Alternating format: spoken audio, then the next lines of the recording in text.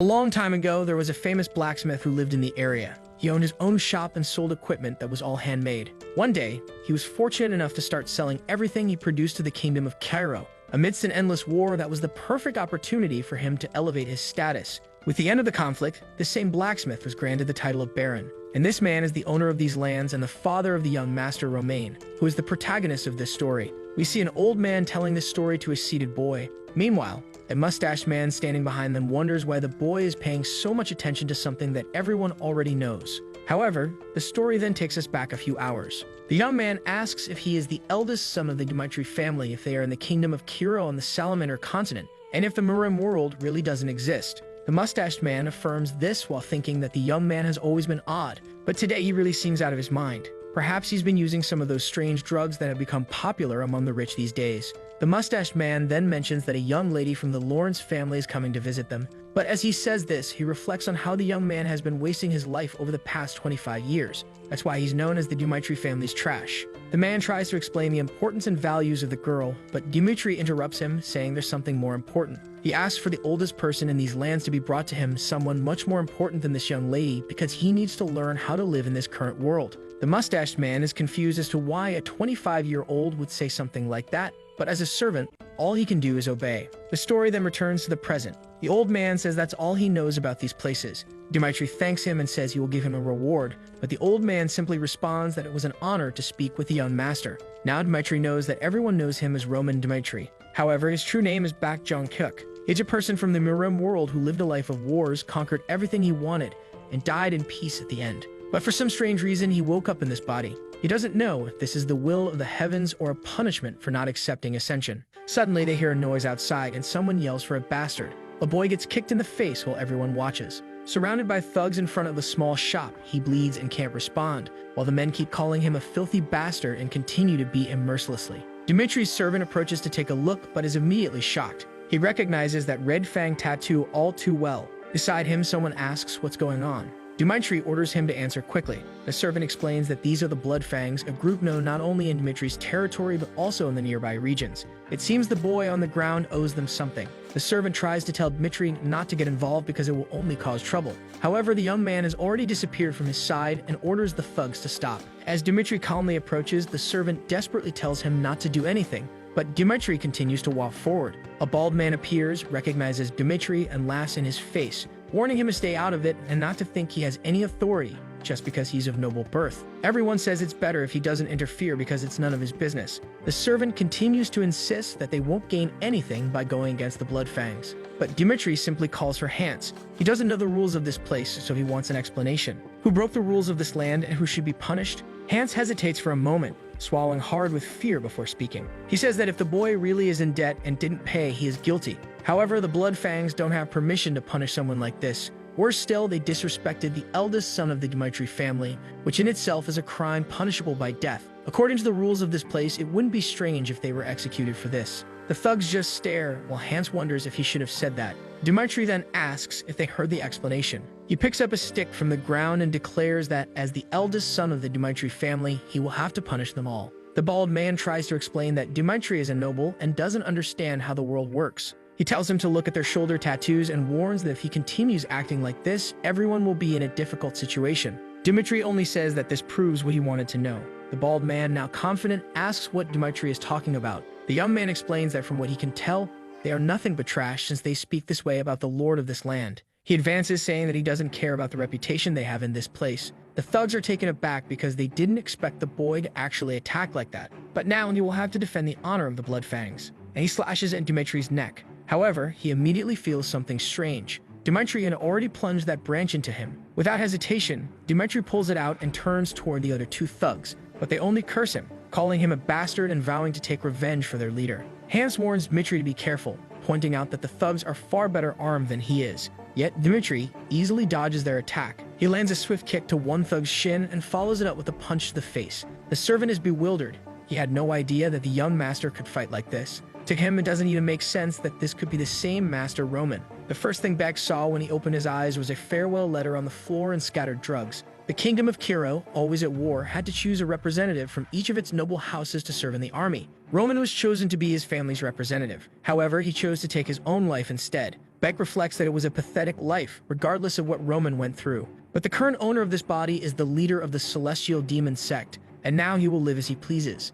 And boy, with just a stick, he painted the entire town red. Unfortunately, I'm going to have to censor this part because the boy is just too cruel. Behind him, someone calls him a monster. One of the last remaining Bloodfangs tries to flee, but Dmitri grabs him by the hair, slams him to the ground, and declares that the law must be obeyed. He warns that this last one will be allowed to live as a warning of what happens when the law is disobeyed. He gathers everyone in the town and declares that his name is Roman Dmitri. If anyone disagrees with the punishment he has dealt to these people, they can come find him at any time. Back Jong-hyuk. He reached the pinnacle of the Mirim world with incomparable strength. Hundreds of thousands of martial artists were defeated and massacred by him. When the blood of his enemies formed a river, everyone recognized that the celestial demon sect controlled the Mirim world. But now in this moment he has to exert himself just to deal with street rats. He calls for Hans and instructs him to notify the guards about everything that happened and to have someone clean up the place. The servant simply replies that he will do it immediately and runs off. Dmitri reflects on how weak and useless this body he inhabits is.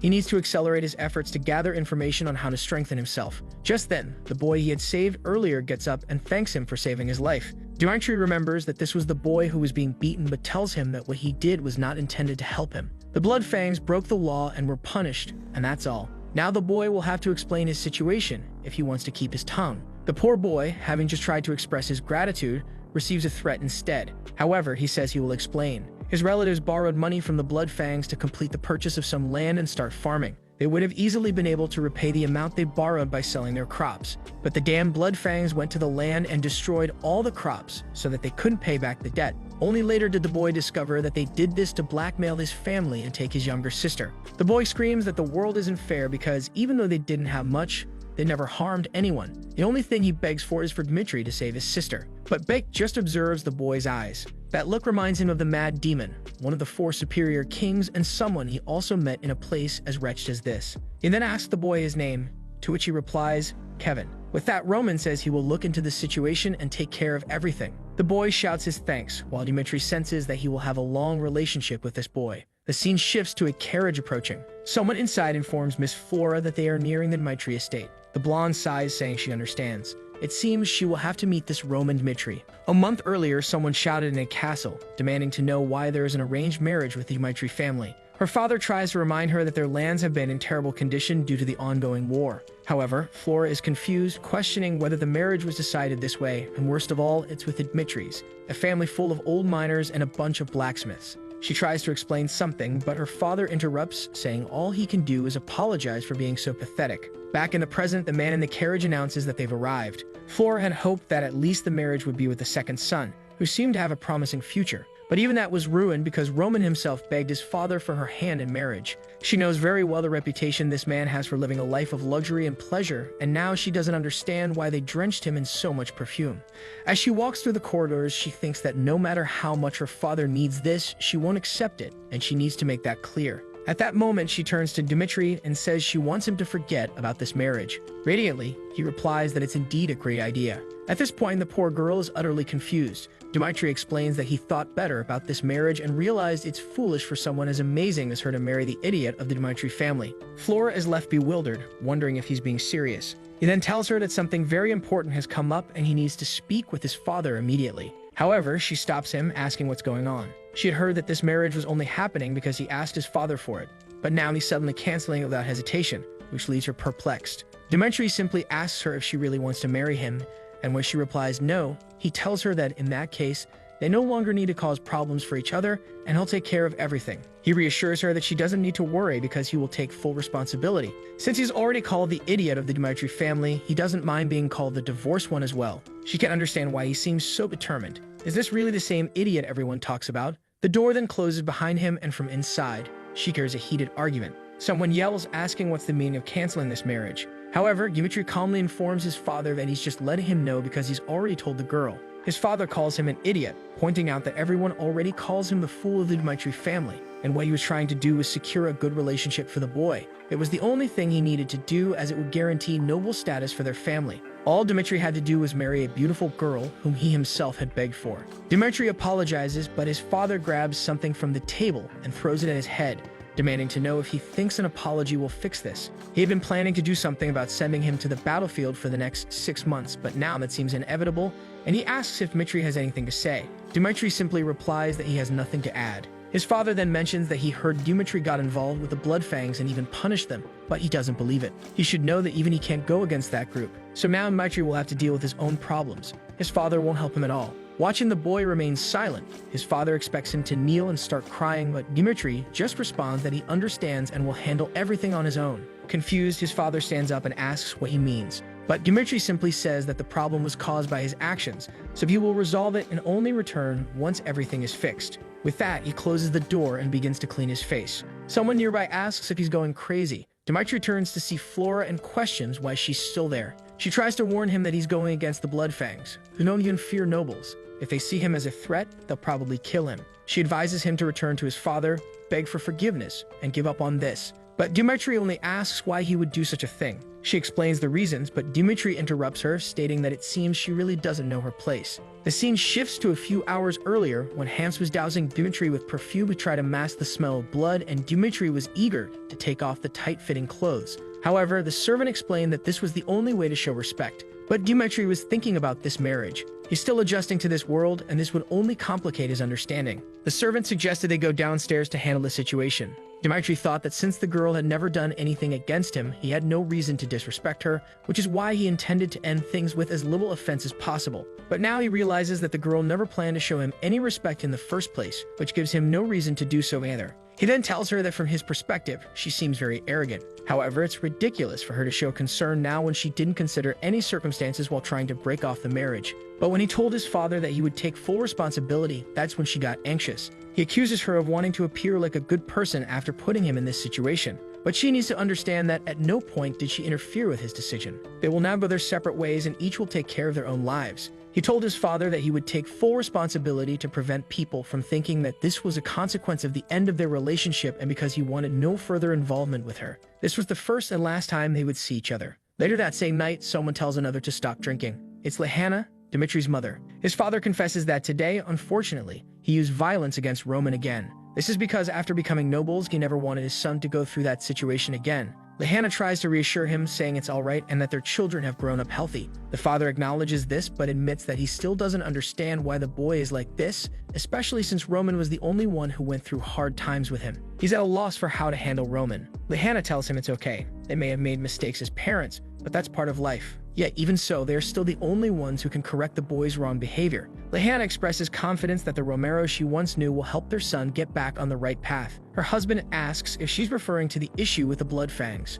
She nods, saying she surely spoke out of anger, but since he can be a bit headstrong, it might be wise to talk to Captain Jonathan to help the boy out. He then calls for the servant and instructs him to summon Captain Jonathan. The next morning, Roman is walking through the town and Hans is trying to stop him, warning him that the Bloodfangs will likely try to take revenge for what happened yesterday. But Roman simply asks when Hans thinks these men became so powerful. Hans admits he has no idea. Roman explains that in war, fame is what generates fear. Because the Bloodfangs are ruthless, that fear has made them more efficient at completing their missions. Hans then asks if Roman is saying they aren't dangerous or that they are weak. Roman responds that they are only as weak as the amount of fear they can instill in him. The scene shifts to a restaurant where someone delivers a feast they had ordered. Hans is delighted, saying the food looks delicious. However, Roman stands up and says he's going out, but instructs Hans to stay behind, telling him that he'll continue the investigation, but that it would be too dangerous for Hans to accompany him. Hans jumps up, desperately insisting that he cannot allow something like that. Even if it means putting himself in danger, he must remain by the young master's side. Roman pauses for a second and then asks Hans if he really considers himself one of his men. Hans confirms, saying he will always follow the young master. Roman then tells him that he'll withdraw because he can't afford to lose someone as valuable as Hans in such a foolish way, and reassures him that he'll be back soon. The poor Hans is left standing there, unsure of what to say but somewhat touched by the boy's words. As Hans runs off, he mutters that now is not the time to dwell on such things. He needs to inform others about this. Roman has realized over the past few days that the Bloodfangs aren't as strong as they seem. The problem is that because they operate in various small groups, it's difficult to eliminate the entire organization. They won't want to punish him publicly, and he can't locate them easily. But if that's the case, he just needs to make them come to him. That's why he deliberately walked through the city with Hans. Besides, today is a Dmitri Knight's training day, so the streets aren't heavily patrolled. This means that if they plan to seek revenge, this is the perfect opportunity. At that moment, a few men call out to Roman Dmitri from behind, and one of them jumps forward, declaring that this is their revenge and that he will pay the price for getting involved with the Bloodfangs.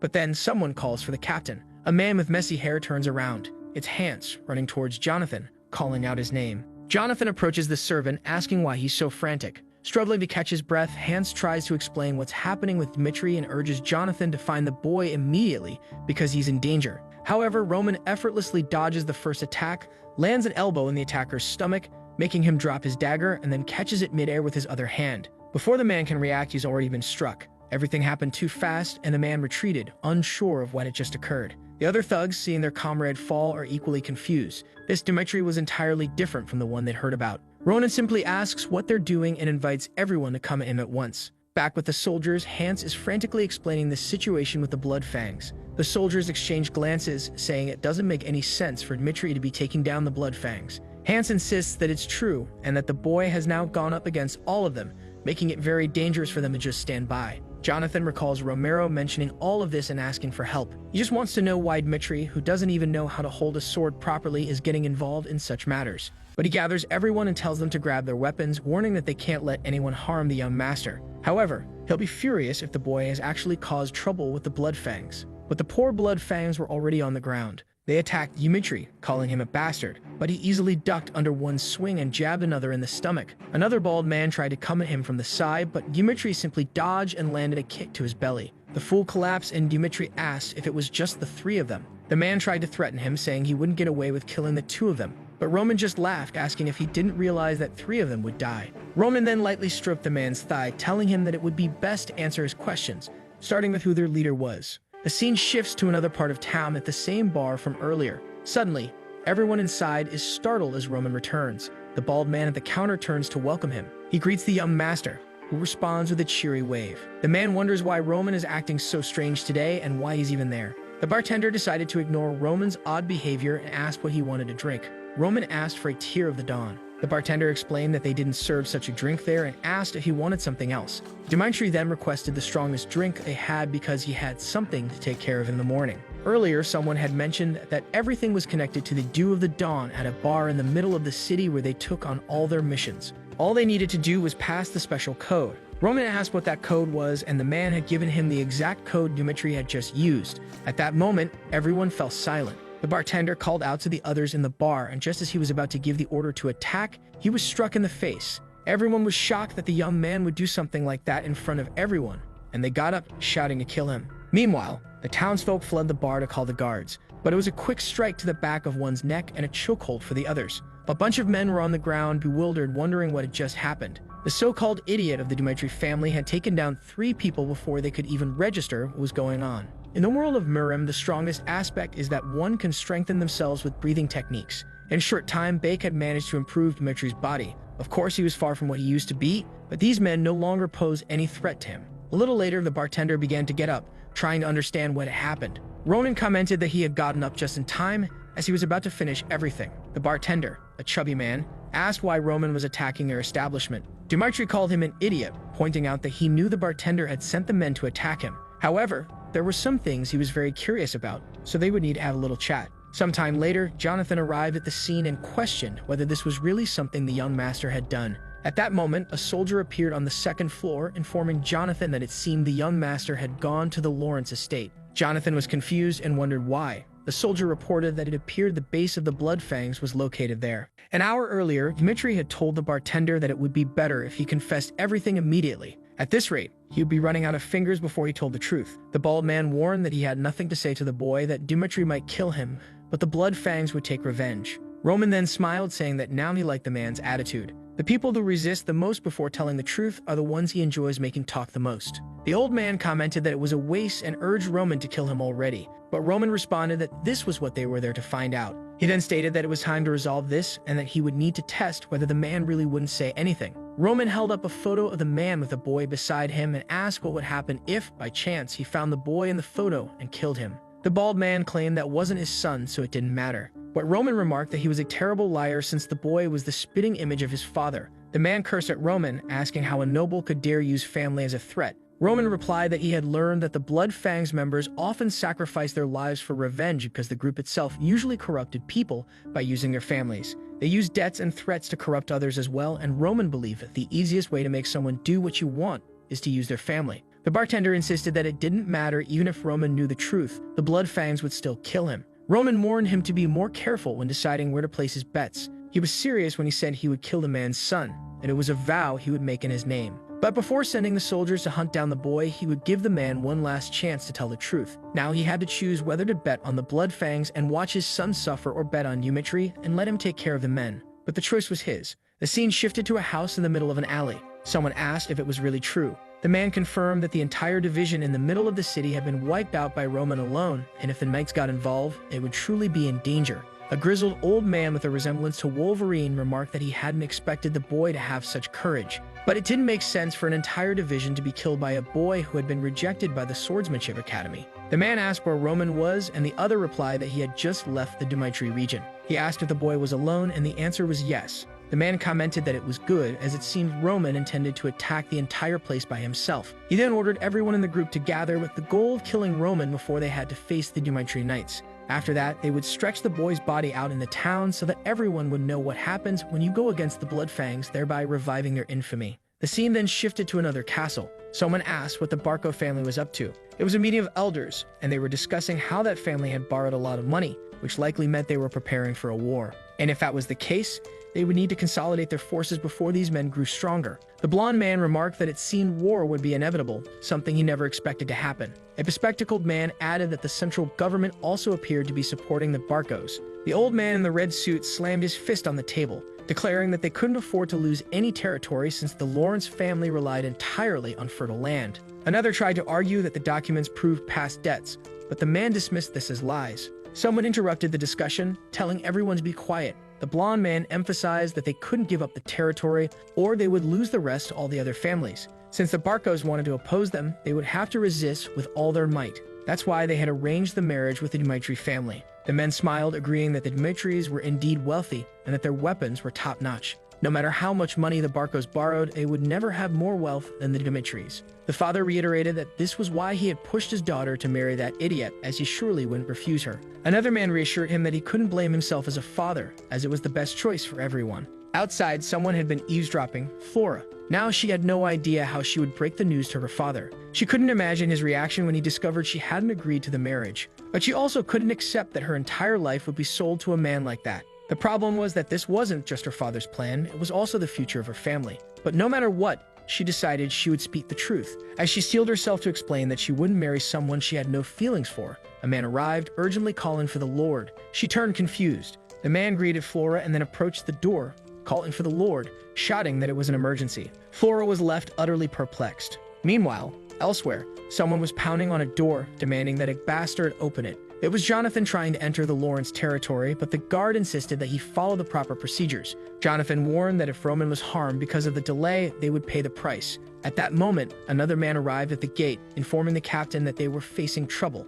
It seemed the Lawrence Square was also in chaos. Jonathan feared the worst and threatened to break down the door if they didn't open it. Back at the square, people were terrified by what was happening. Someone was hanging, and they were unsure whether they should intervene. It was the old Wolverine figure begging for someone to spare his life. He had been confident that defeating a single noble idiot would be simple. All they needed was anyone from the gang to handle it. But in reality, they had multiple armed men. He had been sure there was no way they could lose, or at least that's what he had believed. That is, until he saw everyone dead in front of him. Then he knew he was going to die too. He began to stumble over his words, pleading not to be killed, terrified of losing his life. Stuttering, he begged for mercy, grabbing Roman's leg and asking not to be killed. But Roman simply threw him into the middle of the city in front of everyone. The man pleaded, saying that if they spared him, he would serve as a dog for the rest of his life. Roman coldly responded that if he wanted to offer to become a dog, he should have done so before showing his fangs. He then announced to the city that this man was the leader of the Blood Fangs, and everyone knew the kind of person he was. They had threatened the Dmitri family and used dirty tricks to deceive people.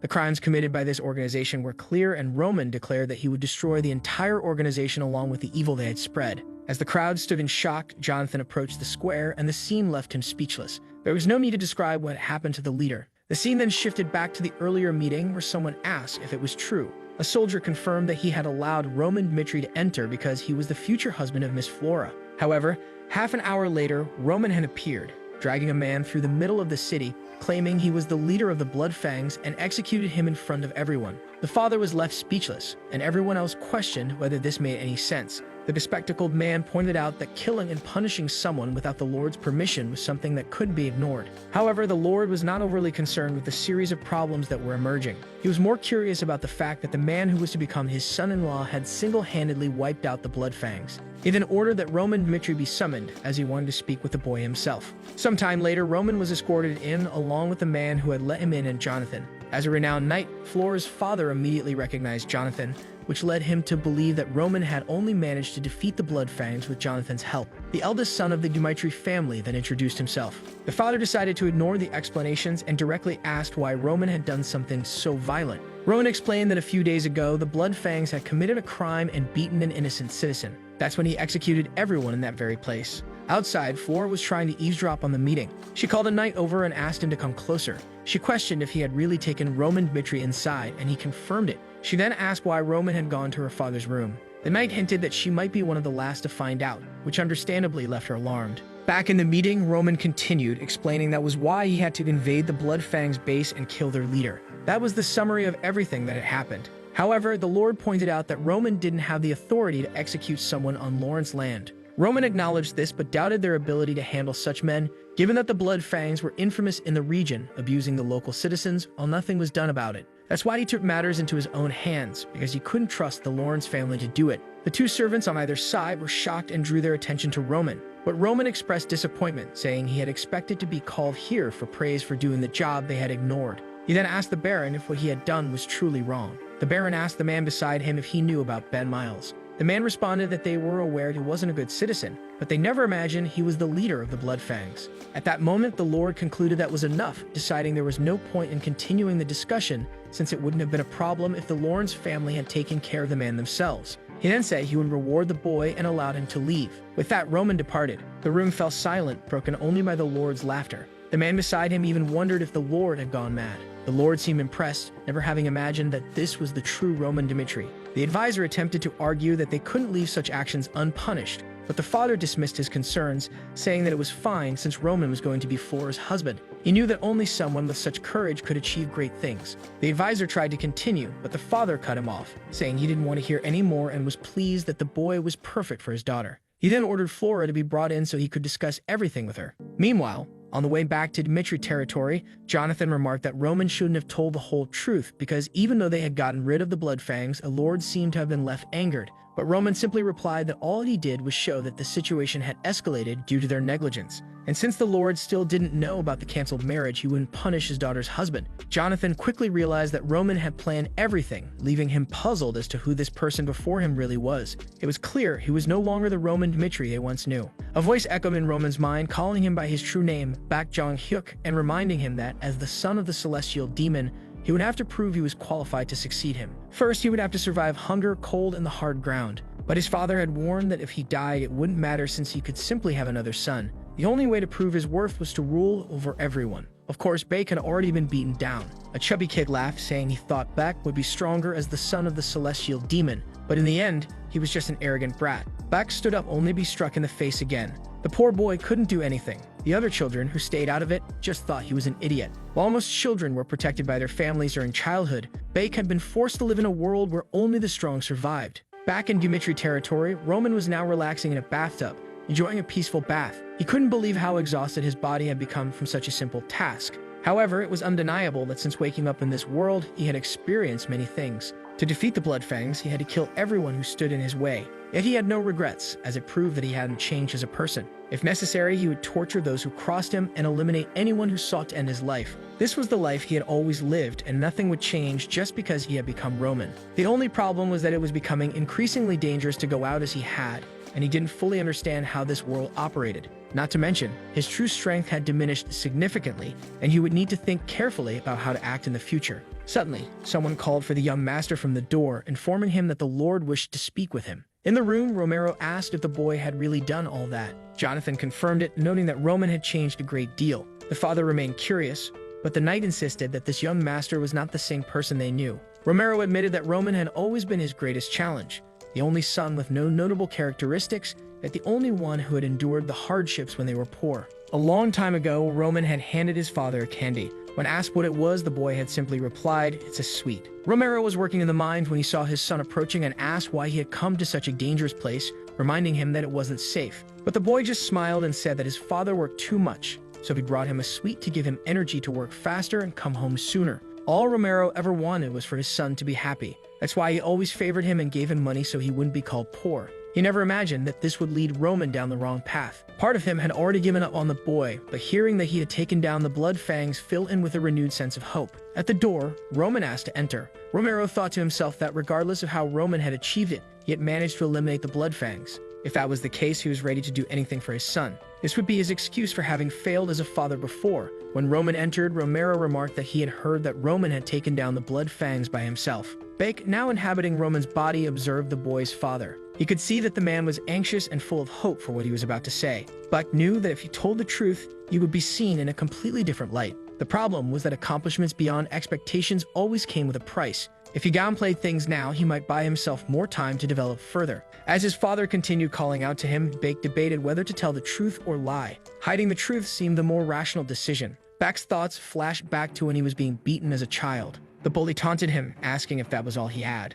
Then Bake grabbed a rock from the ground and smashed it into the bully's face without mercy. The boy was badly hurt, falling to the ground, and Bake stood up, picking up another rock to finish him off. From that day on, everyone was afraid of him. That was when he learned that in a lonely world, the most powerful always reigns. He declared to everyone that the boy he had killed was the former leader of their group, meaning that now he was in charge. Demonstrating superiority was the only way to ensure total victory. That's why Bake, now Roman, decided to say, "Yes, I was the one who took down the blood fangs." He and the celestial demon didn't know how to hide their superiority. Sometime later in the city's training grounds, the young trainees were practicing their swordsmanship when someone ordered them to stop and show respect to the lord who had arrived. Everyone immediately bowed, and a blonde boy in the group looked surprised, wondering why Roman Dmitri was there. The trainer announced that they would be testing their swordsmanship against Mr. Roman and invited anyone who wanted to participate to step forward. Strangely, everyone was sweating, and no one wanted to volunteer. The blonde boy couldn't understand why everyone seemed so afraid of Roman, or more accurately,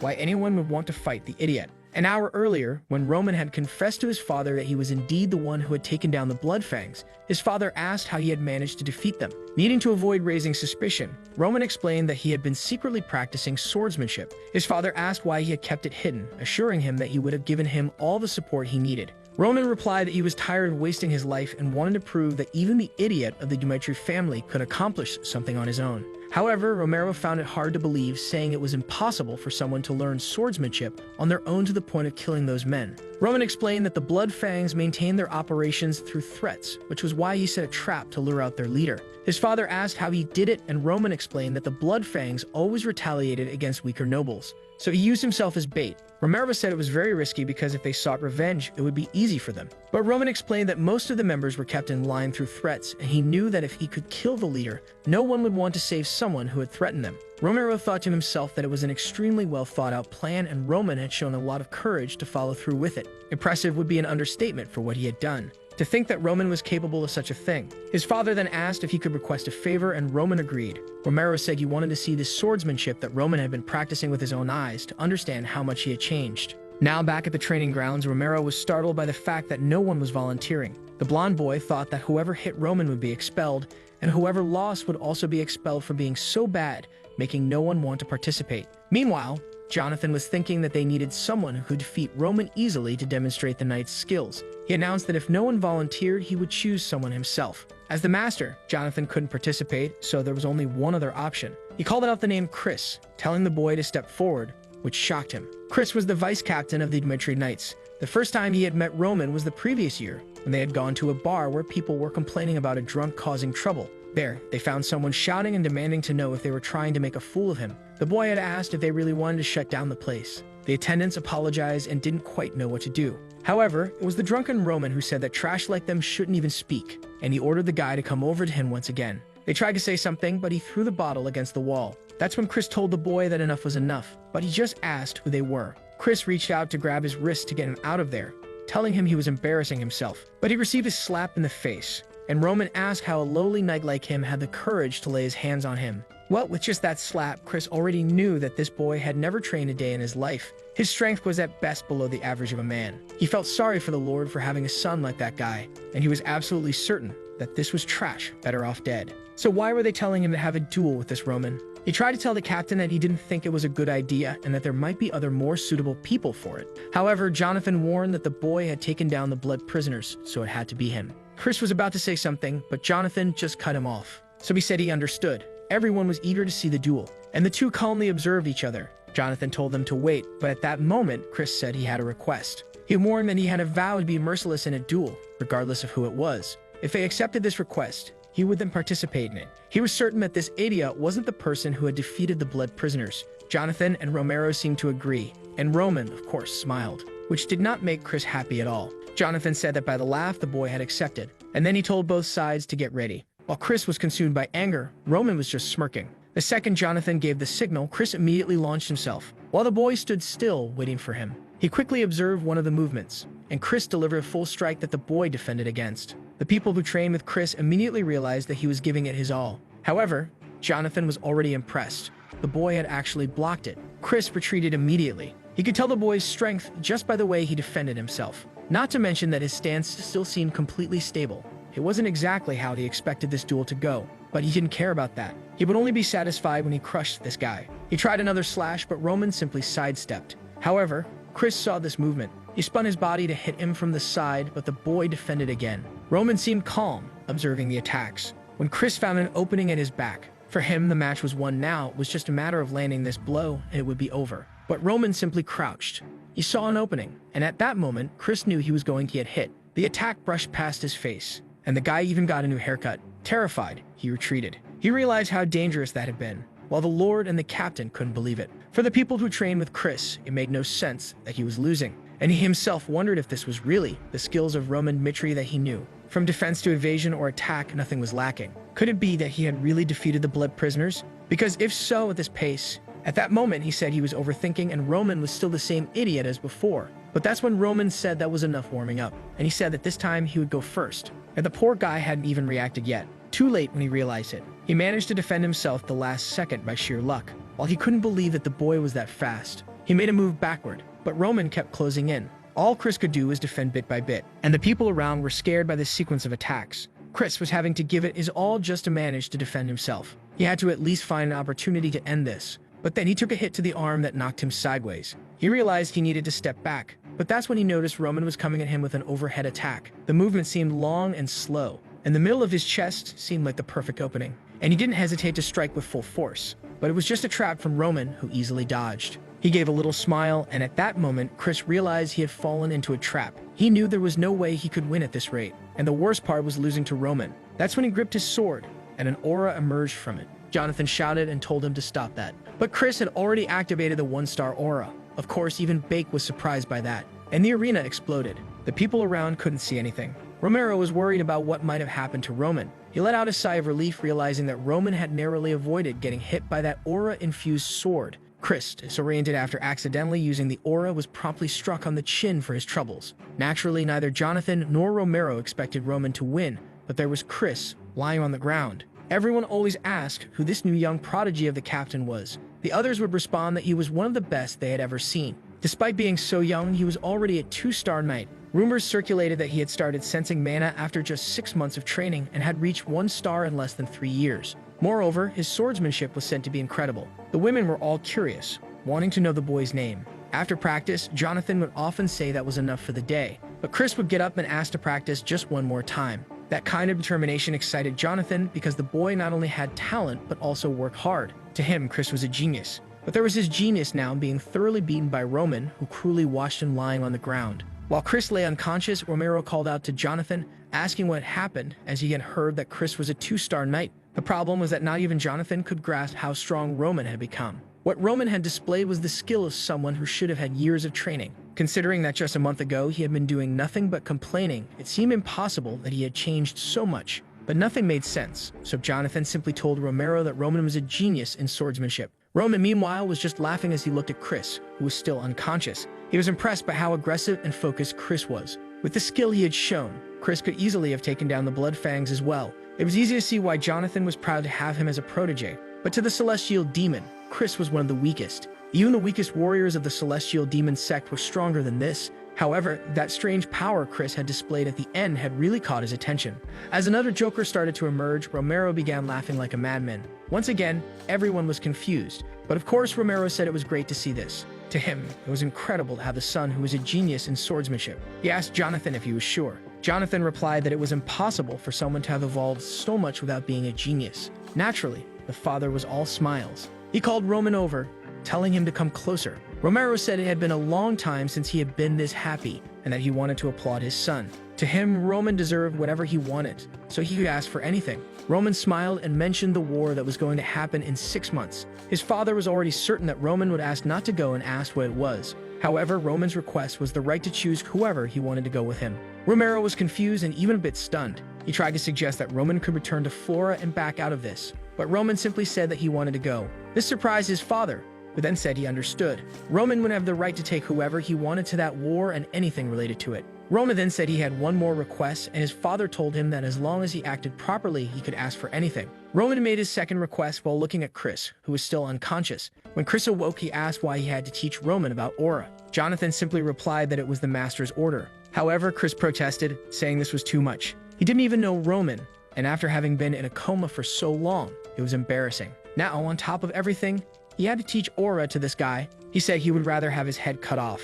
Jonathan interrupted and made a proposal. If Chris could use the opportunity of teaching Roman to learn why Roman had changed so much, he would gain the right to learn any technique Jonathan had been hiding from him. Immediately, Chris got up, excited, asking if it was true, and Jonathan confirmed it. Now Chris was eager because he was certain this would be easy, and he would definitely receive the secret to becoming a 3-star knight. Of course, he didn't want to seem too enthusiastic, but he told Jonathan to keep his word. Inside the castle, someone called out to Roman, saying they had heard about the incredible duel he had today. It was Hans who remarked how amazing it was that Roman had defeated a 2-star knight. Roman asked if he knew what this 2-star aura business was. Hans admitted he didn't know much but said it was related to the ability to use mana. Our protagonist then mused that it seemed to be called mana in this place. He was sure the power Chris had used was a key explosion, but the way they utilized it was completely different from how it was used in the Mirror world. Here, it was called aura, and one detail he had noticed was that it was a total waste. Even though he didn't understand why they used ki in this way, he knew he needed to learn more about this power and how people utilized it. But during tomorrow's training, he was confident he would get the answers he needed. The next morning, Roman stood face to face with Chris, who was clearly not happy. However, Roman wasn't much different, until the boy let out a little chuckle, which immediately made Chris angry. He tried to calm himself down and said he would explain what aura was. He explained that aura was nothing more than the use of mana from a knight's perspective. Mages also use mana, but they create circles and spells to do so, while knights use it around their bodies. The first person to explore the use of mana was Emperor Alexander. He was the first to discover that it was possible to use mana to strengthen the body, and aura was the ability to release it instantly. This allowed someone to use much more strength than normal. However, Chris mentioned that the history wasn't very important since only a few people could use mana. 1 in 1,000 could become a knight, and 1 in 10,000 could become a mage. That's why discovering whether you have the affinity is the most important thing, as the minimum talent required to become a knight with aura is the ability to at least sense mana. He said that it took him half a year, but achieving it in a year was above average. Roman acknowledged this and asked Chris to explain how to sense this mana. Chris agreed while thinking that Roman was full of himself after winning that fight. However, it was a shame, as talent in swordsmanship and in mana were two completely different things. Now Roman would experience the harsh reality through this training. But the premise of this training was flawed from the start. Roman had already sensed the mana of this world, and using the techniques he learned as the Celestial Demon, he was storing part of it in the center of his body. He was only here to understand why they did things this way, even if it wasn't the right way. He wanted to comprehend why they did things this way. Chris started walking around and told Roman to feel everything that came into contact with his body. Once he got used to sensing the mana, he could start thinking about trying to manifest it. When he succeeded in manifesting it, he would become a 1-star knight. However, there were various ways to manifest aura. It could be applied to a sword or, for example, cover the body. He was about to continue his explanation when he noticed something. Roman was already standing beside him with his mana activated. Poor Chris didn't even know what to say. The boy was actually manifesting aura, but Roman could only think that he knew very well that the way people use ki in this world was garbage.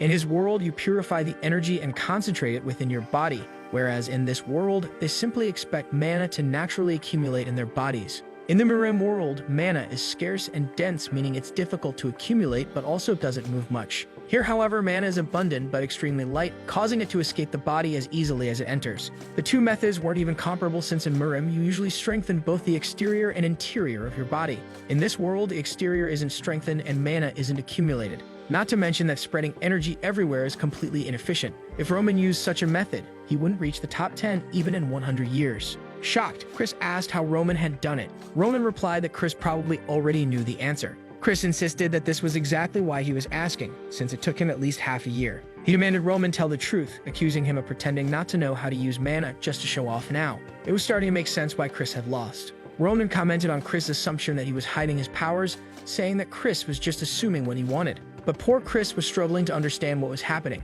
No, it took him 10 years to reach 2 stars. Suddenly, Roman started laughing and Chris asked what was so funny.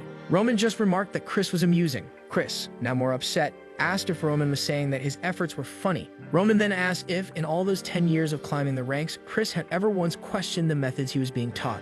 Chris was about to respond, but Roman cut him off, saying that ordinary people are like that. They assume that what has been passed down through countless generations is always correct. When he was learning aura, he wondered why people were so fixated on this method when it clearly had flaws. Was it because they didn't know any better? Or was their faith in Captain Jonathan too strong? But the truth is, people follow it because it's the easiest thing to do. Ronan continued, saying he wouldn't deny that Chris had worked hard for 10 years, but he found it really funny that Chris had never questioned the purpose of what he was doing. Ronan then walked away, saying that nothing in this world reaches a perfect state. Even things he once held as certainties were different in the past and changed over time. Roman knew that questioning oneself like this leads to suffering, especially when, after countless attempts, you end up failing. That's where you have to go against everyone's criticism and your own despair. However, even if that's the case, change is necessary. That's how Roman ignored his father's teachings and created his own art. He then told Chris that they would end the training there. At that moment, Chris called out to Roman and asked him what he should do from now on. The scene shifted to a flashback. A man asked a boy if he was going to continue suffering or if he would admit defeat. From now on, the Blood Demon sect would follow Bake. The only thing the man wanted to know was how he could become as strong as Bach. He was determined to dedicate his body and soul to him as long as they both became stronger, but he needed to know what he should do from now on. Roman recognized this as someone who had let go of their pride and said that it was interesting. The Blood Demon was someone so powerful that he unified all the sects. As someone who dominated the Murem world, it was inevitable that he would eventually face Bach, and in the end, after a long battle, he was defeated. Roman remembered that the child from the past had swallowed his pride and asked for guidance. The desire to become stronger at the cost of one's pride reminded him of the Blood Demon. He told Chris that he was asking about ways to become stronger, but unfortunately, he didn't know what to say to that. Confused, Chris asked what he should do then. Ronan replied that he had already given the answer. The only thing he couldn't do was blindly follow what he had been taught. If Roman taught him anything, Chris would be following another lesson blindly. So what Chris needed to do was seek the answer on his own. The only hint Roman gave was to stay by his side from now on. In 6 months, Roman would go to the battlefield, where Chris would see him defeating countless enemies and becoming stronger. And if in 10 years Chris was still by Roman's side, Roman was sure that by then, Chris would have found the answer. That same night, Chris lay isolated in bed. He recalled everyone saying that the right thing to do was to train until he began to feel human. He remembered the teachings passed down to him by Jonathan, even the time when he was told he had become a 2-star knight. But Roman's laughter, mocking him for never questioning, filled him with anger. Someone asked what this was all about. Jonathan wanted to know if Chris was sure, as Chris had just said that he would go to the battlefield in 6 months with Roman. Jonathan asked if something had happened, and Chris confirmed that something had. They locked eyes for a moment, and the captain admitted that it seemed Chris had a reason for doing this. From now on, Chris would no longer be part of the Dmitri Knights. No matter what happened, Jonathan hoped that Chris could protect Roman on the battlefield. Chris simply thanked him. But at that moment, Jonathan realized that Chris was no longer the little boy he had found on the battlefield, desperately clinging to a dead woman. Jonathan said that if the Chris he knew really wanted to follow Roman, then it seemed that Roman was no longer an idiot. He told Chris to follow him, as from now on he would be prepared. If Chris wanted to survive on the battlefield, he would need a secret weapon that he could call his own. Now the knight was excited. The scene shifted to the city, where everyone was talking about a certain rumor that the idiot of the Dmitri family had wiped out all the blood fangs. Kevin, from the beginning of the story, was there listening to people saying that Roman had really kept his word. He believed it might be true, as he had seen Roman take down 3 men with just a stick in his hand. But could it really be that Roman did this because he had kept his word? Kevin concluded that no, Roman wouldn't go that far just for someone like him.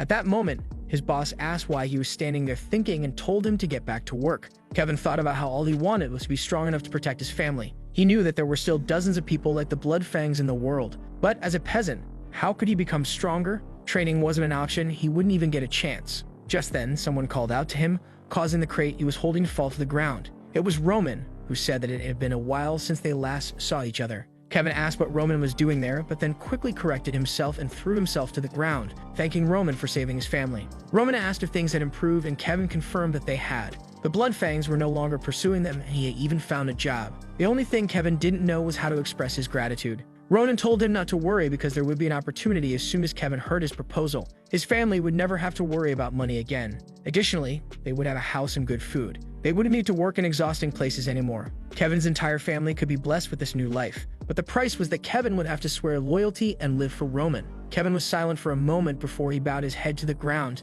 saying he would live for Roman. He would die if Roman asked and kill if Roman commanded. If Roman promised to take care of his family, that would be more than enough. Roman saw that Kevin was the kind of person who showed loyalty with his own blood. In his past life, the Mad Demon was someone who could wipe out entire clans with just one word. Maybe that's why as soon as he thought of summoning someone, Kevin's name came to mind. It was truly worth it to see the boy again, and Roman said that from this point forward, Kevin was his. Back at the Dumitry Castle, Roman handed Kevin over to Hans and asked him to help the boy adjust. Roman mentioned that he would return later, and Kevin expressed his gratitude for everything. With that, they left and Roman headed to the library. Roman began studying the path of the Aura Knights.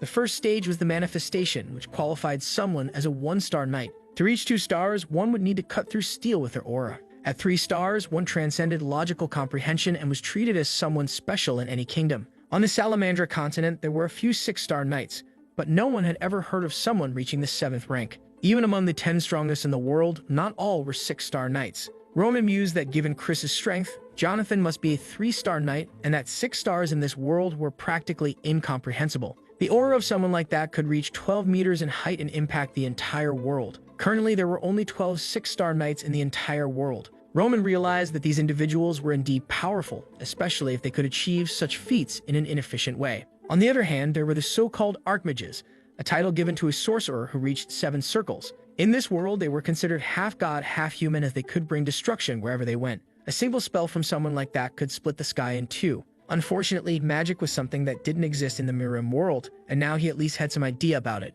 As unlikely as it was, he knew he couldn't afford to make an enemy of someone like that for the time being. The fact that he couldn't predict anything about them made everything more dangerous. But Roman wasn't someone who could live in a bubble. He enjoyed experiencing everything and reading overall. This would indeed be interesting. Now it was time to truly begin. The scene shifted to Hans opening a room. Roman asked what it was for. The servant explained that it was the old forge, and no one had access to that place anymore. Roman remarked that it was the perfect place to train. He told Hans that he would be staying there for the next week and that no one should enter or bring him food. Roman made Hans swear that unless his people were in grave danger, he wouldn't let anyone inside. Hesitantly, Hans agreed. With that, Roman was left alone. He noticed that the room was filled with straw because Hans had put it there to make things more comfortable. Roman appreciated the gesture but preferred to do without it. All these days, he had been accumulating energy in the center of his body, but it was time to start developing the techniques he used in his past life. He activated the first stage of the Celestial Demon's art. First, he would circulate all the energy to remove impurities from his body. The cultivation process was aggressive, with blood pouring out everywhere.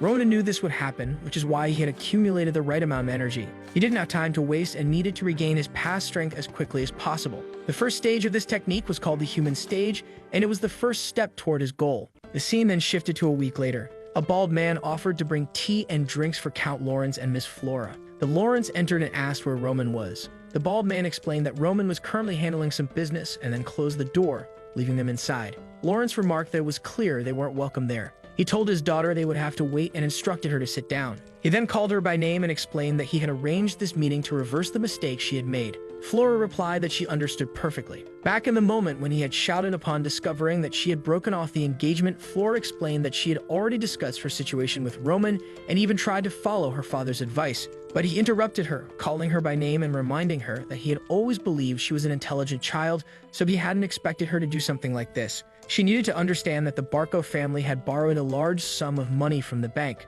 which meant that a war would soon begin. The marriage with the Dumitry family wasn't just a decision. It was inevitable because they were the only family capable of standing against the Barcos in this region. Flora argued that the Lawrence family wasn't weak and questioned why they thought they couldn't win without the Dumitrys. Her father explained that the government had approved all the documents without even checking anything. And if the bank itself had lent so much money, it showed that this matter had already escalated beyond these families. This battle was designed for them to lose, and they would use that defeat to take everything they had. He would lose the land, the honor, and even her, who was known as the flower of the Lawrence family. In the present, Flora reflected that she knew all of this. She understood the decisions and why her father had made them. Yet she had ignored it all for selfish reasons. She needed to wake up to reality since she couldn't live like a flower forever. Meanwhile, Renzo was wandering around, wondering what he should do. As soon as Roman appeared, he would have to tell him that Flora had been waiting for him since the morning. The problem was that it was already late afternoon, but at the same time, Roman had also told him not to disturb him. Finally, the door opened. Renzo, all radiant,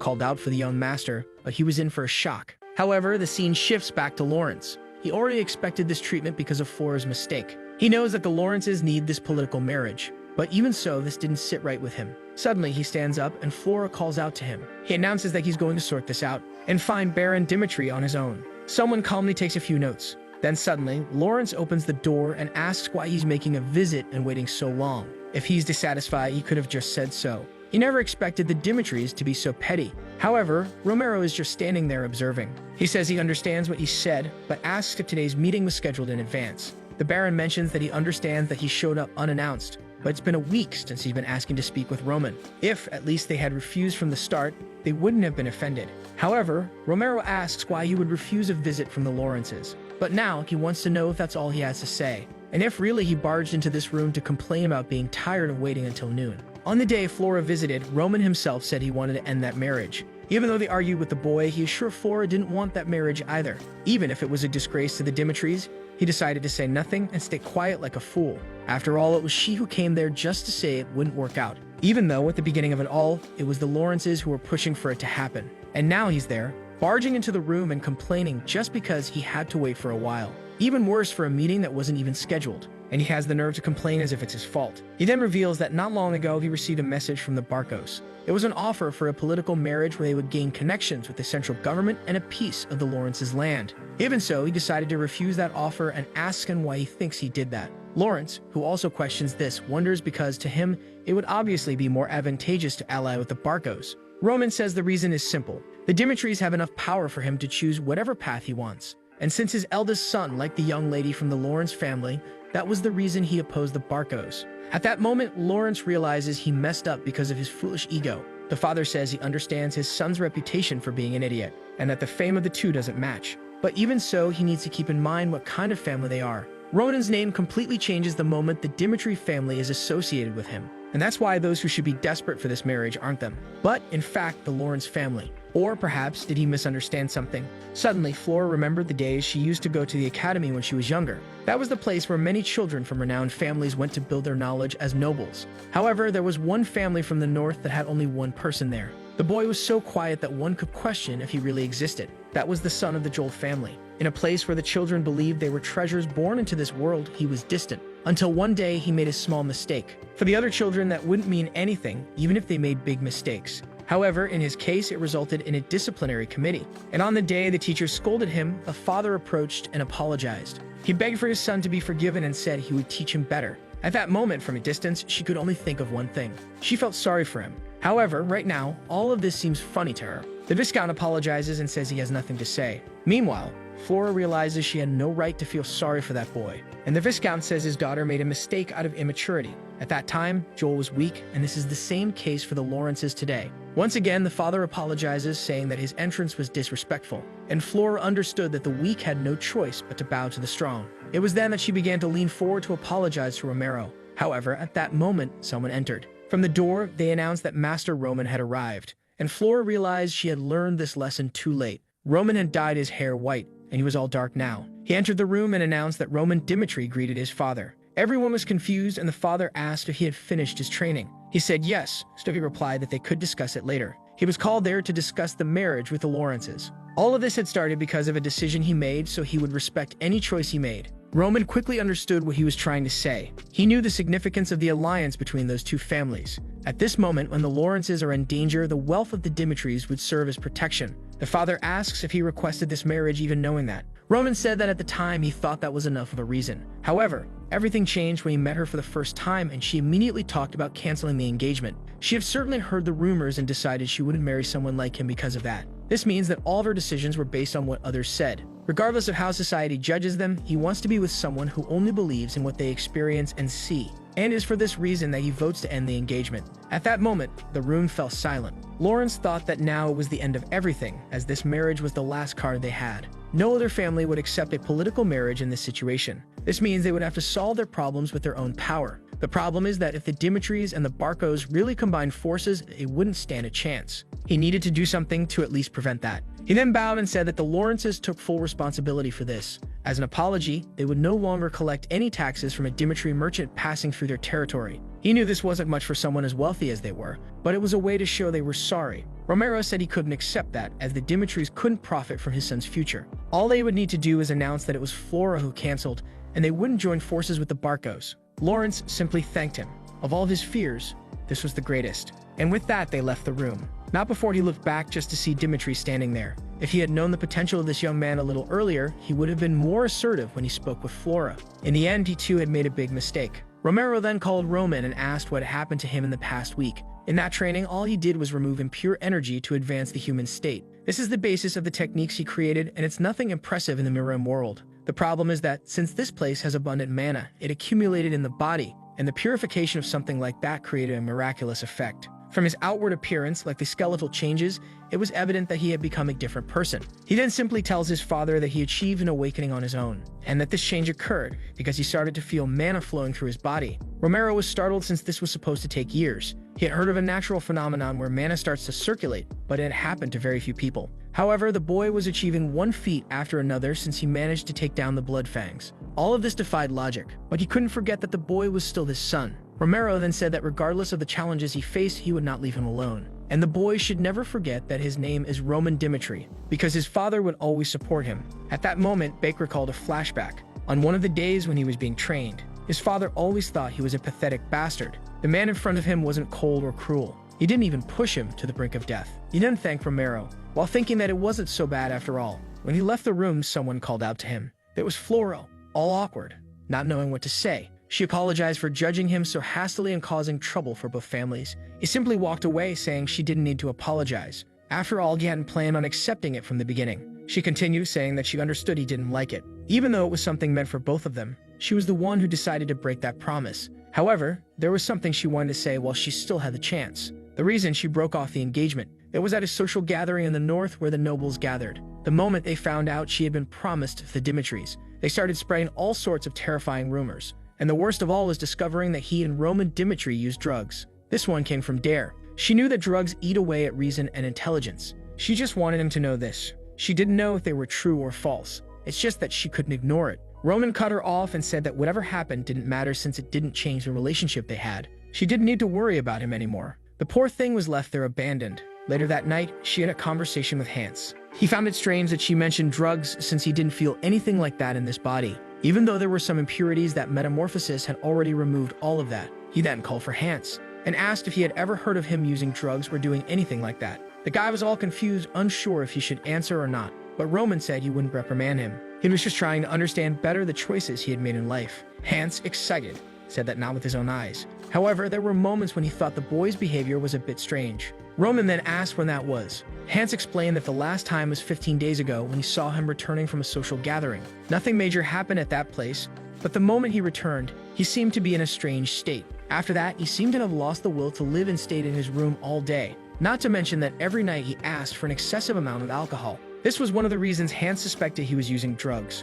But now that he thinks about it, it really seems like a foolish idea. He remembers Flora mentioned those noble gatherings and asks who organized that party. Hans says it was the eldest son of the Barkos named Anthony. Roman begins to realize that all of this is very suspicious. The moment others find out he's going to be her fiancé, he suddenly takes his own life. Now he has a rough idea of what happened. There were some things that bothered him about Roman's death. In the message, it only said that he was afraid to go to battle, and that's why he took his own life. However, at that time, the marriage to Flora had already been decided, but he didn't mention anything about it. Not to mention that it would have been extremely easy for him to avoid the war with this marriage. But even with all of this, he took his life out of fear. Something about it didn't make sense. Roman then asked if he and this Anthony had always been close. Hans said they had been friends for a long time, but recently things didn't seem to be going well. It started when that marriage proposal with the Lawrences came up, because that would create a huge obstacle for the Barkos who wanted to conquer the Lawrence lands. And the quickest way was to prevent that marriage from happening. This confirmed to Roman that these guys were behind that letter.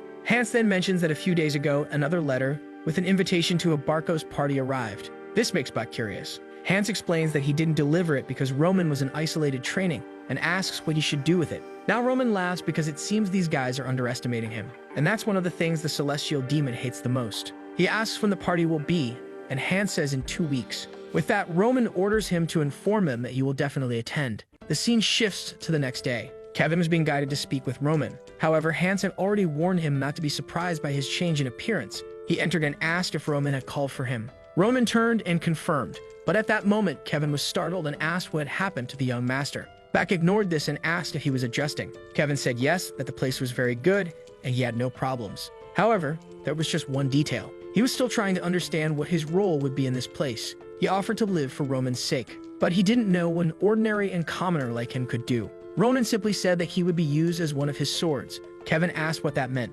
Roman once again ignored him and said that it was impossible to choose someone's path for them. So he would give him 3 options. If he was afraid of killing, he wouldn't be a sword, but instead the hands and feet. He would learn everything from Hans to become a loyal follower. The second option was to become the sword and protect him by his side. Kevin interrupted, saying he had never used a sword, so it was impossible. Roman said he had already figured the boy would say that. He explained that if he chose this option, he would have to go through skeletal contortion. Obviously, the boy wanted to know what that was. Roman explained that it was a process where the pain caused would make a person feel as if their bones and muscles were being broken. In this way, he would prove his determination and potential through pain, not words. He drew his sword and said that the last option was for him to take it and cut off his own hand. If he could endure causing pain to himself and withstanding it until the end, he would become stronger than anyone. Beck remembered that even the mad demon who knew nothing of martial arts became a king. All of this depended solely on his own willpower. Ronan told him to choose because, regardless of the option, he would make it worthwhile. The only thing he was choosing was how he would be used. In an abandoned cabin outside Dimitri Castle. That was where Kevin was born. He was young and had to work to survive. Since he always had to help with everything, there was nothing he didn't know how to do. However, his life changed. No matter how much effort he made, there was always someone to take what was his. That was the life of someone weak. And that's why he couldn't forget what he saw. The overwhelming strength of Roman that day. He couldn't understand what cutting off his hand would explain, nor this business of destroying one's own body. However, if that meant becoming as strong as Roman, he said he would do it. The boy Roman was just watching, and Kevin prepared to make the cut. He took a deep breath and raised the sword. At the moment, he shouted and went to make the cut. Meanwhile, outside, Chris was talking about how he decided to follow the young master. But right after that, he decided to enter isolated training. He found Hans and asked where Roman was. Hans said the boy was training with Kevin but warned that no one was allowed to enter. Chris had never heard of this kid and asked who this Kevin was. Man, I thought he wasn't going to cut it, but the boy really did it, and Roman just stood there watching. But at night, Hans saw the sword and asked why it was covered in blood. But the boy only said there was nothing to worry about.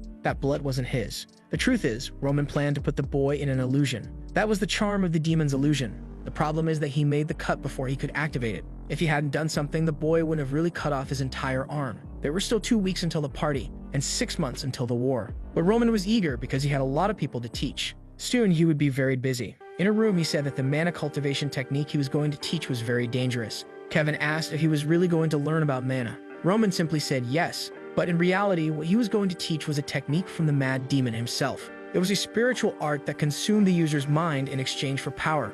However, that could only be used by someone who could withstand extreme pain. And it was by putting the mad demon through that process that he managed to make him useful. If the boy didn't hesitate even to cut his arm, Roman believed he could learn it. He warned that it was a technique that would make him stronger. However, the pain would be much greater than yesterday. Even with all that, there was only one reason he was teaching it. Not only was it the fastest way for an untrained teenager to grow stronger, but it was also a technique that would allow him to protect whoever he wanted when he reached his peak. Kevin got excited and called for the young master. He said he couldn't express how grateful he felt, but he just didn't understand why Roman trusted him so much. He might have sworn loyalty, but nothing would stop him from running away after learning it. That's why he wanted to know why Roman trusted him so much. But the boy just said he trusted him because he did. Obviously, that left the boy even more confused. But Roman ignored him and told him to rest because the training would start tomorrow. Still, he thought that the mad demon had asked the exact same question. But unconditional trust is only received when you believe in the person. However, he knew Kevin wouldn't betray him. As soon as he became stronger, he would realize how dangerous it is to betray the celestial demon. It makes sense, right? Who would dare betray that guy? The next day, they were already practicing. Roman was teaching him the step-by-step of swordsmanship, how to maintain focus on each movement. Meanwhile, Chris was watching everything from the side. He was dying of boredom and didn't understand any of it. Why was Roman teaching swordsmanship to a guy who seemed to have no talent at all? Or worse, why wasn't he learning anything? He thought he'd get stronger if he followed this guy, but he was being treated like he didn't even exist. Maybe it would be better to go back to his master and ask to be accepted again. But he decided that for now, he'd wait a little longer. And so a few days passed. He threw his gloves on the ground, walked up to Roman, and called out to him, saying it had been 2 weeks since he decided to follow him. In the first week, he did the isolated training, and now in the second, he was there being ignored while he trained Kevin. He apologized for how he acted in the beginning, but he wanted to learn anything. Roman looked at him and said that he had already told him to learn just by watching. Obviously, Chris had no idea what he was talking about, but Roman warned that everyone has their own way of learning. Kevin didn't know anything, so until he reached a certain level, he needed to train. However, on the other hand, Chris was different, and no matter what Roman taught him because he had been defeated, he would accept any teaching without questioning it twice. Chris asked if he was really just going to keep observing. Roman said no and tossed a sword to him. He warned that he needed results to accept the truth, and that's why there would be a duel against Kevin. The poor kid was malnourished, but he would have to take a beating to develop his technique. Roman explained that he would teach Kevin how to defeat Chris, and Chris had to defeat him. If Chris truly believed he was right after this duel, then Roman would teach him personally. Poor Kevin was in shock, realizing he would have to fight a real knight. And Chris, of course, didn't want to duel with a novice. But once again, he got angry and wondered what Roman thought of him. But he decided that fine, he would show that he wasn't that weak now. With that, the two faced each other. Kevin said that no matter the situation, it didn't make sense for him to fight a 2-star knight. Ronan said it was obvious he was at a disadvantage, but he had nothing to lose by being defeated. There are countless people in this world who are stronger than him. Just as his family was oppressed by the Blood Fangs and Chris was trying to oppress him. Is he always going to back down when he encounters someone like that? Kevin, determined, said that he would try once. That made Chris even angrier, seeing a novice thinking he had a chance to win. He couldn't understand what Roman thought he would gain from this fight. But whatever, a duel is a duel. The second Roman gave the signal, Chris was already in front of him. There was no way he could lose to this beginner who had only a week of training. And with that, he landed the first attack squarely. Kevin noticed something and thought about making a move with his sword. However, Chris immediately knocked his arm aside and landed a hit right on his stomach. The poor kid was thrown far away, and he landed all twisted on the ground. Chris even thought it was weird that the boy was so weak. He thought there was a reason behind this duel that Roman would help with, but he was just standing there doing nothing. He couldn't understand what that madman was thinking. But either way, he was going to end this. Time passed, and our boy was just smiling, while poor Kevin was being beaten. Once again, he fell to the ground. Chris admitted that he was much better than he had thought, and for someone without mana, he really did much more than expected. But it was time to give up. After all, in the attacks he blocked, Chris hadn't even used all his strength. He could have split the boy's head in half, but in a duel, he avoided doing that. However, Kevin didn't seem very inclined to give up, and Chris said he would warn him one last time. If he planned to keep fighting, he wouldn't take responsibility for any broken limbs. But Kevin just laughed. Ronan smiled and Chris was confused, and the boy replied that he wanted to see how this would end. Roman once again told them both to prepare, when suddenly Kevin heard someone tell him to concentrate because he was about to take a surprise attack. Ronan gave the signal for the fight to begin, and Chris lunged, but this time Kevin blocked the first strike. The voice told him to step aside and aim at Chris's chest, but he got tangled up and stumbled. With that, Chris once again knocked his arm aside and landed a hit on his stomach. Kevin fell to the ground and the voice told him to get up. That's when he noticed that strangely, it seemed like he was hearing Roman's voice. Roman explained that this was a mana fluctuation technique that allowed sound to be transferred. He was using small particles near his ear so that only he could hear. Kevin had no idea something like that was possible. And at that moment, Roman told him to dive to the right. He did so and Chris missed the attack. Roman then told him to turn and aim at the left side of Chris's chest. He went to make the strike, but Chris dodged and landed a hit squarely on his ribs. Kevin realized what he lacked was speed. The voice told him to block the overhead attack and wake up, and he barely avoided another hit to the stomach. The voice told him to escape to the right, but once again, he took a hit to the face. The boy was really getting beaten, even with instructions. Chris remained impressed that the kid wouldn't give up, and Roman realized that the boy didn't stand a chance, since he couldn't respond quickly enough to the commands. However, for Roman, the situation was quite interesting. This was because Kevin was smiling, thinking that Roman was omnipotent. Even though Chris was a 2-star knight, Roman could give him the perfect commands to win. Kevin knew that the problem was his own body. If he had been following the tips correctly, he would have been winning. He realized that the true person being manipulated in that fight was Chris. He received a tip and once again dodged. At that moment, Roman told him to advance and try a counterattack, which Chris barely managed to dodge as well. But then Chris retaliated with a punch to his face. Chris began to realize that he was no longer able to knock the boy out and was only landing weak blows. And Kevin realized that even the esteemed knight, whom everyone thought was a genius, was extremely weak compared to Roman. For Kevin, that was the type of person he wanted to serve forever as his lord. So even if Roman said something that made no logical sense, he would just follow the orders blindly. For someone like him to become a true sword, there was only one answer. He would have to do it through sheer willpower. Some time passed. Kevin was still in the same situation, and Chris warned him for the 10th time, the last time, that if he continued like this, he would have to take responsibility if he got injured. But once again, Kevin smiled, and the scene repeated itself perfectly, with Kevin saying he wanted to see it through to the end. But then Chris lost his temper, calling him insignificant. If that's really what he wanted, he would give him what he was looking for. He would leave the boy with a crippled arm, and he would regret this moment. But Roman warned him to take a step forward and stop the attack halfway. The strike had to carry all the force he had, and Chris soon realized he had put himself in a bad position. However, he managed to move aside. Chris couldn't believe the kid had the courage to step forward in such a situation. And Roman told Chris to calm down because it wasn't over yet. He had to turn and go forward once more, and there he was obeying blindly. But Chris got angry because the attack was slow and full of openings. But he was startled. Once again, Kevin had set a trap and dodged, and now it was Chris who had no way to dodge. And with that, the strike was made. Roman was just smirking, and Chris couldn't believe it. He had almost been defeated by a boy who had been training for a week. Angry, he got up and struck Kevin's hand, making him drop the sword. Exhausted, the boy fell to the ground. Roman was just standing on the side, watching. He was impressed that Chris had really noticed that the second attack would be a feint. Chris only thought that the boy was a crazy fool. But Roman walked over and said that indeed Chris had won. So if he wanted, Roman would personally teach him from tomorrow onward. But the choice to learn would be up to him. Sometime later, Chris was worn out. He had no idea why he accepted that fight. He had nothing to gain from it and almost lost in the end. That last move was strangely similar to the one Roman used in their first duel.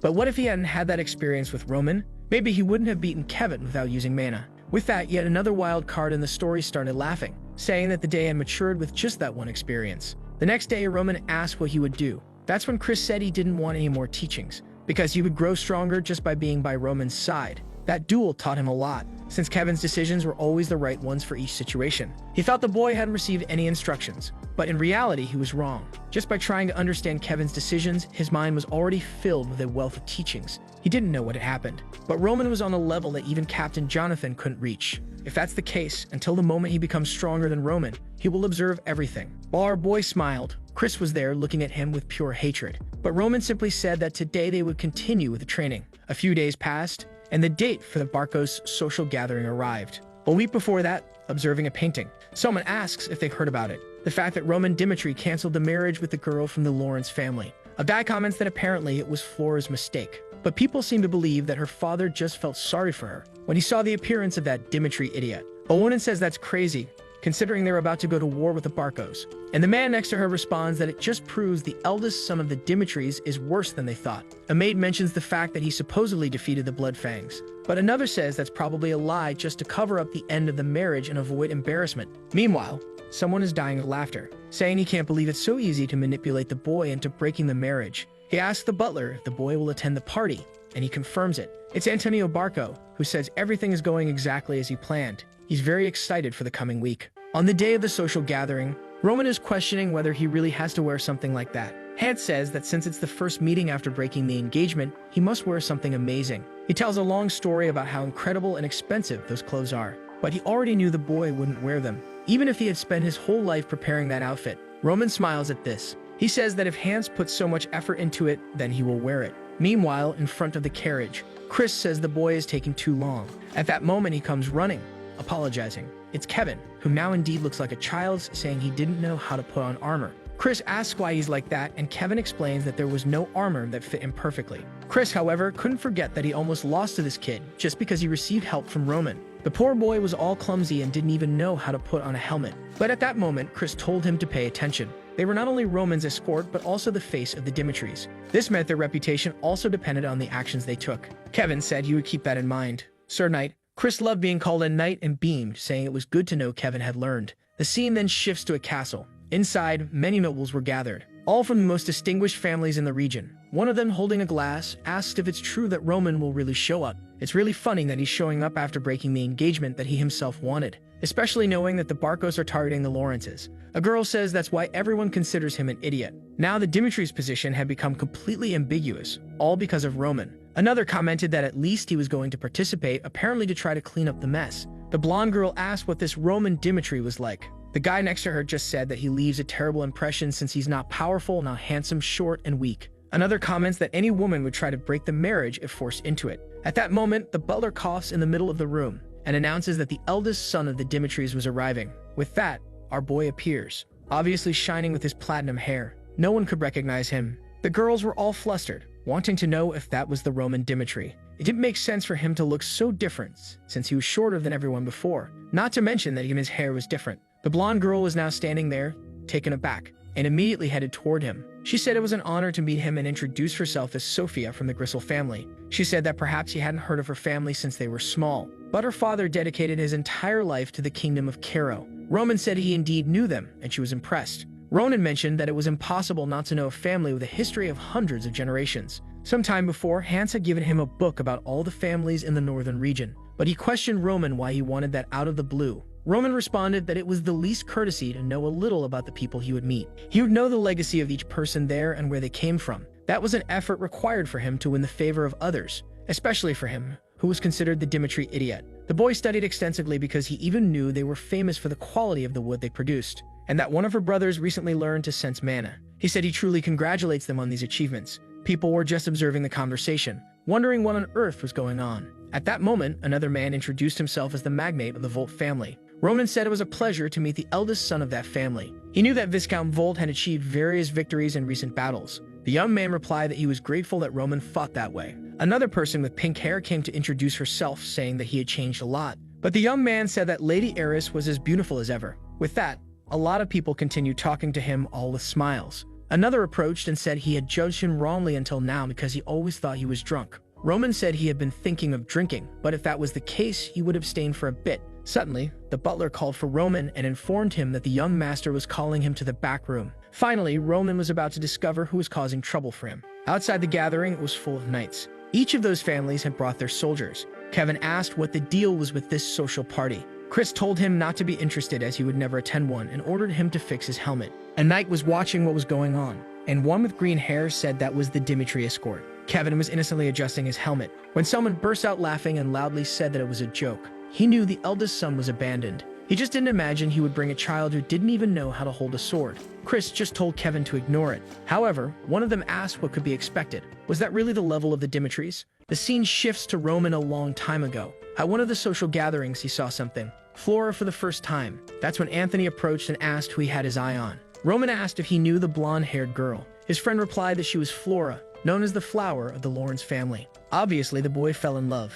And now here's our Roman entering the room. All excited, he asks how much he's changed since they last saw each other. Roman was just observing. Anthony said he knew he had changed, but not this much, and told him to sit down and tell him everything that happened. Roman immediately noticed traces that some other people had been there. The fact that he made everyone leave as soon as Roman arrived meant he had a secret to share. Since Roman decided to make the guy comfortable, Roman then said that he wasn't sure either. He spent a fortune to make some changes in himself, and now, even he had lost track of how much he had changed. But in any case, it was good to see his old friend. Anthony was just observing, and said that indeed, it could be seen positively. He didn't know what the boy was thinking back then. Roman asked what time he was talking about. Anthony mentioned the time he was caught sleeping with his cousin, when he was already promised to the Lawrence daughter. It was truly an incredible time. He found it crazy that he would go so far with his future marriage considering that happened. But if he was here today at this party, it meant he wanted to accept the proposal. And he assured Roman not to worry, that he would keep it a secret. They should discuss his marriage to the Barco family. That was information Roman had no idea about,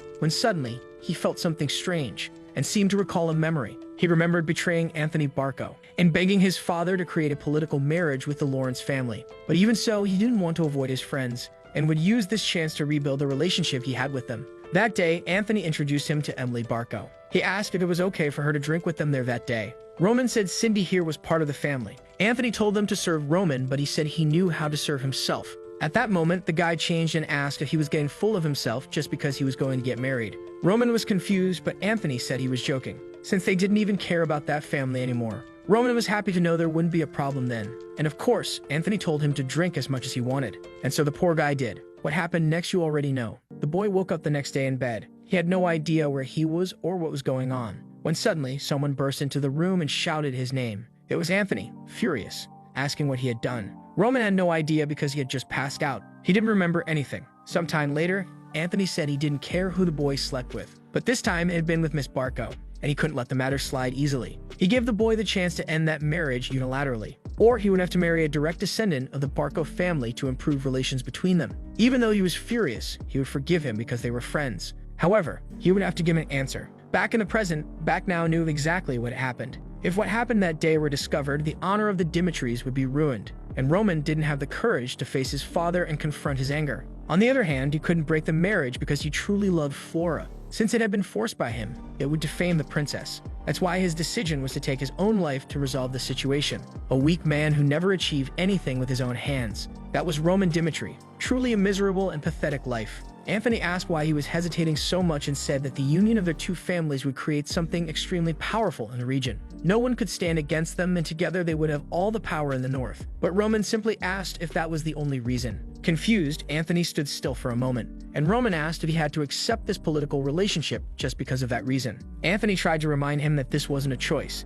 If he refused, everything that happened that day would be exposed to the world. At that moment, Roman simply put his foot on the table and said that apparently Anthony had forgotten, so he would say it again. Dimitri had no reason to accept the Barcos' proposal. Meanwhile, outside, the gathering was going on smoothly, until something caught Sophia's attention. Of course, it was Roman again, and she asked where he had been. He replied that he had something to resolve, and unfortunately, because of that, he would have to leave. She looked sad, saying she wished he could stay a little longer. He said it was urgent, but everyone was asking him to stay, saying they wanted to talk about many things. But Roman just excused himself and left, until he heard someone telling another to take back what they said. He recognized the voice and tried to get closer. That's when he saw something he didn't expect. A helmet hit the ground, and one of the knights had hit Kevin. Just before that, the man had said that was the level of the Dimitris. Chris just told him to calm down because it wasn't worth it. But the men seemed to have noticed something. They approached, asking why they brought a child whose helmet didn't even fit his head. They got closer and said it looked like they picked up a kid from the street and put armor on him to call him an escort. Chris asked if they were training more to be clowns than to use a sword. The man ignored him and said he was confident he could beat this kid without any training. That's why everyone calls their lord an idiot. Kevin told him to take back what he said because he shouldn't refer to Roman like that. The man was confused, but Kevin just grabbed his hand and told him to take back what he said. That's when the man slapped his helmet. The poor kid didn't even react, and Chris thought about drawing his sword, but he knew those were Barco's knights. If he really did that, it would cause chaos between the two families. He wasn't just causing trouble for the young master, but for everyone there. From the ground, Kevin said he was Roman's knight, and that he never wanted to be a knight if it meant being like the bunch of thugs they were. The man just chuckled and moved toward him, saying he wanted to see how far his pride would take him. That's when someone grabbed his wrist. Everyone was in shock. It was Roman, calmly asking what was going on. He just took a look. The moment the man started to say his name, he got slapped in the face. He was completely confused, not understanding what happened. Not only did he get slapped, but he couldn't even react. He was about to say something, but got slapped again, not understanding. Once again, he didn't know where the slap came from. It was becoming a joke. He tried to speak again and got slapped in the ear. The poor guy was already shrinking, and now he was about to kiss the ground. He was starting to get traumatized, not knowing what sequence this was. But Roman simply told him to lift his head again. Meanwhile, in the room, Anthony was there. He couldn't understand what had just happened. At the meeting, he warned Roman that if he didn't accept the proposal, he would be making an irreversible mistake. But Roman just replied that his reputation was already bad, so having one or two more rumors wouldn't change anything. And he warned Anthony that he should behave a little better. He had chosen to cancel this marriage on his own, not because of that threat. But since the Dimitris were no longer allied with the Lawrences, in a way, Anthony's goal had been achieved. However, at any moment, Roman could decide to help the Lawrences, and that would interfere with the Barcos. And maybe he should do that just because of those threats. Roman had already researched a lot about the Barcos. They had an influence with the central government that couldn't be ignored. But that's all they had and nothing more. If one were to truly consider wealth and power, the Dimitris were the real force in the north. He then asked Anthony what he wanted to do. Anthony, fearful, only asked if he was no longer going to help the Lawrences, and Roman replied that he was correct. With that, Anthony said it would be better to forget about this matter. However, he couldn't understand why this boy had changed so much. The way he acted, looked, and even spoke had completely changed. He was no longer the idiot he knew. What he wanted to know was what the hell had happened to this boy. At that moment, someone called for Anthony, who said he didn't want to talk. But the person insisted, saying there was a problem with the knights he had brought. Outside, something was still going on, and everyone was scared. The Barco knight was at Roman's feet, begging for forgiveness and saying he would never do it again. Kevin said the man had already been punished enough, and Chris agreed, saying he should reconsider his relationship with the Barcos. However, Roman said that he was the one who decided when this man had been punished enough. Even if he died, that was the price for his actions. At that moment, Anthony appeared and asked what the meaning of this was. He mourned that even if Roman was the eldest son, he wouldn't tolerate such behavior, and it would be better for him to start apologizing. Roman just asked why he would do that. That man had insulted him and laid hands on a member of the Dimitri family. He then asked Anthony if he really thought he was wrong. Anthony responded that regardless, he had crossed the line. Roman reminded him that if he continued like this, their relationship might be destroyed. So it was best for Anthony to control his actions a bit better. Since he wasn't a patient person, he wanted to know what Anthony was going to do now. Anthony remembered that Roman had threatened to rekindle relations with the Lawrences. As much as he hated it, he had no choice. And he said that indeed, seeing the situation, it seemed Roman was right. He also would have had to punish that man the same way. Roman left, saying that they indeed got along well. But it wasn't over yet. He went up to the soldier, raised his hand, and told the man to prepare his face. This went on for a while. The old Roman was a person everyone disrespected, even though he was from the family that was the greatest power in the north. He called Chris and Kevin and said they were leaving. But now, everyone who was present had no choice but to recognize that the idiot they had heard about no longer existed. On the way back in the carriage, there was silence, and Kevin apologized since Roman had been insulted because of him. And Chris apologized for not doing anything when they spoke ill of the Dimitris. Roman stayed silent for a moment. He said he knew it couldn't have been easy for them to endure that until he arrived. So it was a good job that they managed to hold on. Being hasty would only have led to the worst-case scenario. But that wasn't the answer he wanted. Since no one in the entire North should have the courage to lay hands on the Dimitri family, they've got to remember the faces of those men and never forgive them, because Roman doesn't accept anyone being above him. And the only ones who can follow him are those who are above everyone else, and they would have to adapt to live that way. Back at the Dimitri mansion, someone handed over papers about the Barco family. It was Hans, who mentioned that lately those guys had been taking some strange actions. Roman already knew that the Barcos had appeared in the northern region over 100 years ago, but they only started gaining relevance when someone from the family entered the central government. Roman commented that their military strength was much weaker than he had thought. Hans agreed, saying it was strange that their status was so high considering they were so weak. Roman said that this proves how strong the central government is. The Salamander continent has 6 kingdoms, and Cairo is the smallest and weakest. That's because it's surrounded by all the others, so they've always been attacked throughout history. Because of the strong enemies at the borders, they were forced to join the central government to survive. That's because their authority in recruitment is absolute. If a family rejects the recruitment, troops are immediately sent to that place. After the kingdom is taken, the lands are divided among those who participated in the conquest. Roman believed that's why the Barcos are currently so influential, and Hans said that apparently that's the only explanation. And now they knew how they got a big loan from the bank. Probably with that money, they must have bought some mercenary companies. And most likely, the Burgess mercenary company will be hired since they're famous for territorial disputes. Hans said that at the pace things are going, the attack on the Lawrences will happen in half a month. Roman knew that if that's the case, they had nothing left to prepare. Hans commented that if the Barcos really attack, the Lawrences will survive for at most a month. Now Roman was thinking that he had told the Barcos that he wouldn't get involved in the Lawrence case. However, he wouldn't be able to live as Roman Dimitri if he let someone threaten him and get away with it. Not to mention, no matter what the Barcos did, they would never have enough power to defeat the Dimitris. It would be extremely easy to defeat them if he simply used the power of his family. But in this region, because they weren't nobles, no one saw the Dimitris as a threat, and he needed to create an opportunity to enter the grand stage of this world, just as he had done in the past. He then stood up and told Hans that he needed to find his father now. It was time for them to make money from the promise that was made to them. The scene shifts to a lot of scared people in the city, and a man in bloodied armor arriving. It's the rank B mercenary Lucas, who says that apparently the Dimitris haven't changed at all. The scene then shifts to a blacksmith. The man says his items are destroyed, and asks Lucas if the fight was really that difficult. He replies that it was hard because the guys he was with were so dumb, and almost everyone died. The blacksmith says that this sword is of low quality and asks where he bought it. He said he had to grab one from some shop and he almost lost his life because of it. The old man says he should know that the best items and weapons are always made by the Dimitris. Lucas stands up and says he already knows that, which is why he's here to request a full set. To him, it doesn't matter how long it takes since he'll be recovering here in Dimitri. He's already tired of the battlefield. That's when he sees some people gathering and looking at flyers. He wonders why everyone seems so excited. Usually, that only happens when there's a war or a really good job. He decides to take a look, and there's a recruitment notice. The notice only says that the person needs to be healthy and have the desire to get stronger.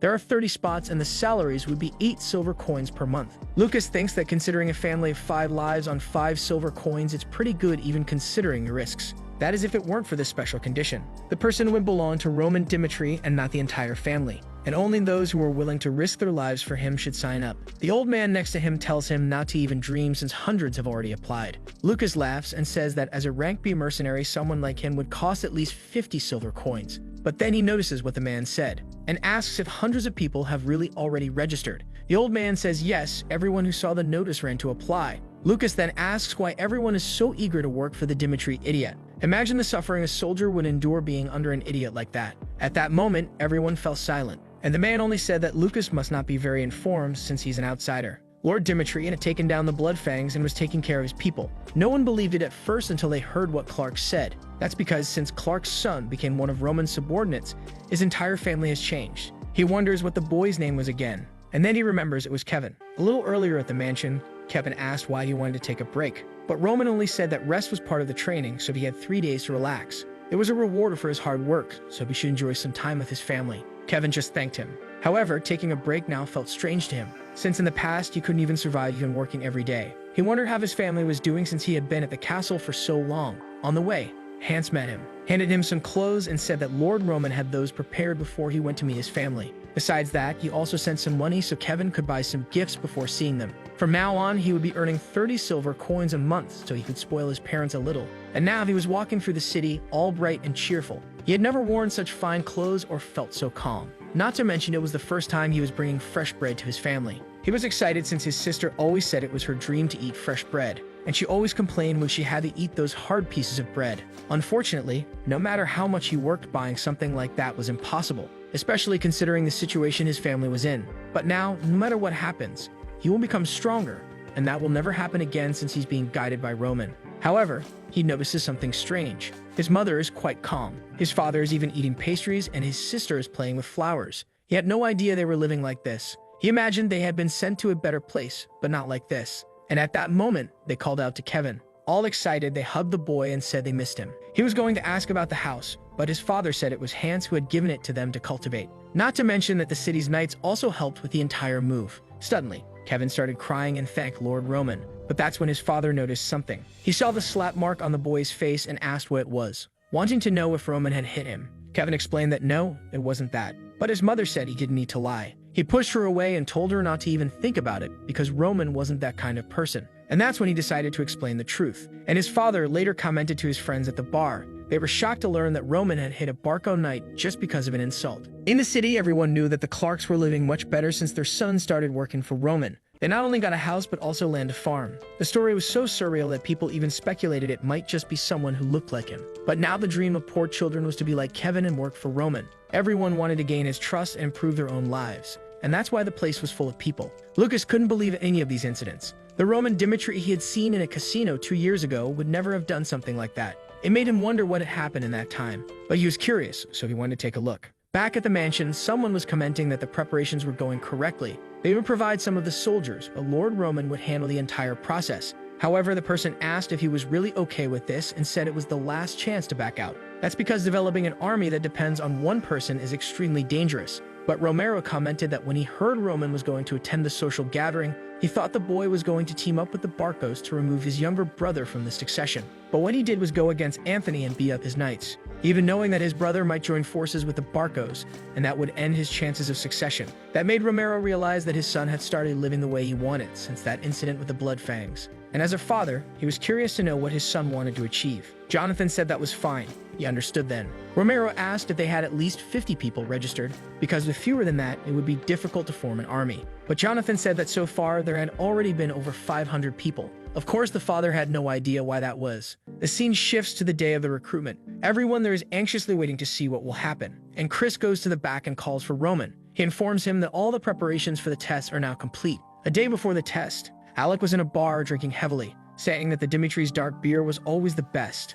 But he couldn't believe it. There were really far more applicants than he had imagined. Not to mention that there were 3 loud guys in the corner. From the copper plates on their thighs, he knew those were at least rank C mercenaries. The others at the counter clearly had combat experience. Considering the number of bars that must be filled with people like them, the level of the applicants was much higher than he had expected. But it didn't make sense since, for experienced people, there should be a better job than this. He didn't know if it was curiosity or what, but he couldn't understand. Then he overheard a guy asking his friend if he wasn't going to become a Lawrence soldier. The guy said yes, as that was his hometown. But after seeing Dimitri take down the Bloodfangs, he changed his mind. Everyone who didn't see it says it's a lie, but he was there that day in the middle of the square, when Dimitri showed up covered in blood and dragged the leader by his hair. To him, it was unbelievable to think that Dimitri came all the way from his territory just to kill that guy in front of everyone for messing with his people. The image of that scene never left his mind. A lot of people deny the incident and say it's a lie, but he was there to see firsthand that Dimitri wasn't the weak and idiotic person all the rumors said. He really was a leader who fought for his people,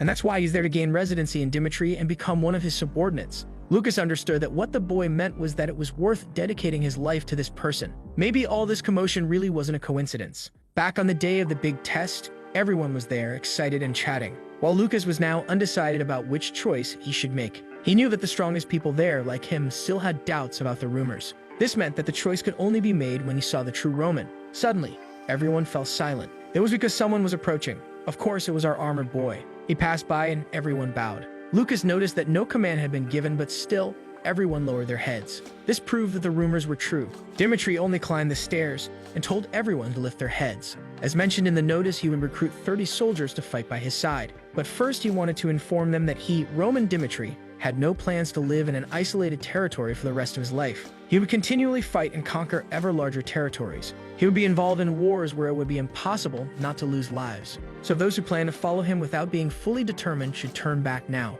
What they should think when their head flies on the battlefield is not resentment for being sent there by him, but regret for not being by his side at the moment he reigned supreme over this continent. The entire crowd fell silent. Lucas just couldn't understand why someone with his position in his own family at risk was being so arrogant. But for some strange reason, that man made him believe it. With that, Chris stepped forward and said he would explain the instructions for the test. The test was extremely simple. They would stay in a designated spot and the archer would fire 3 arrows at them. Maybe they would graze their body, or hit the wood right behind them, or even hit them directly. Only those who did move an inch after all 3 arrows were fired would pass the first stage of the test. With that, the first name was called. The man stood in front of the wood and the archer prepared. However, the others were wondering if they were really going to do this. It did make sense to put a soldier's life at risk for this test. He knew that Archer was extremely talented. Surely he would never make a mistake. The first arrow was fired, and it struck right next to the man's neck. Seeing this, the man thought it could only be a psychological test. He just had to stand still and be sure nothing would happen.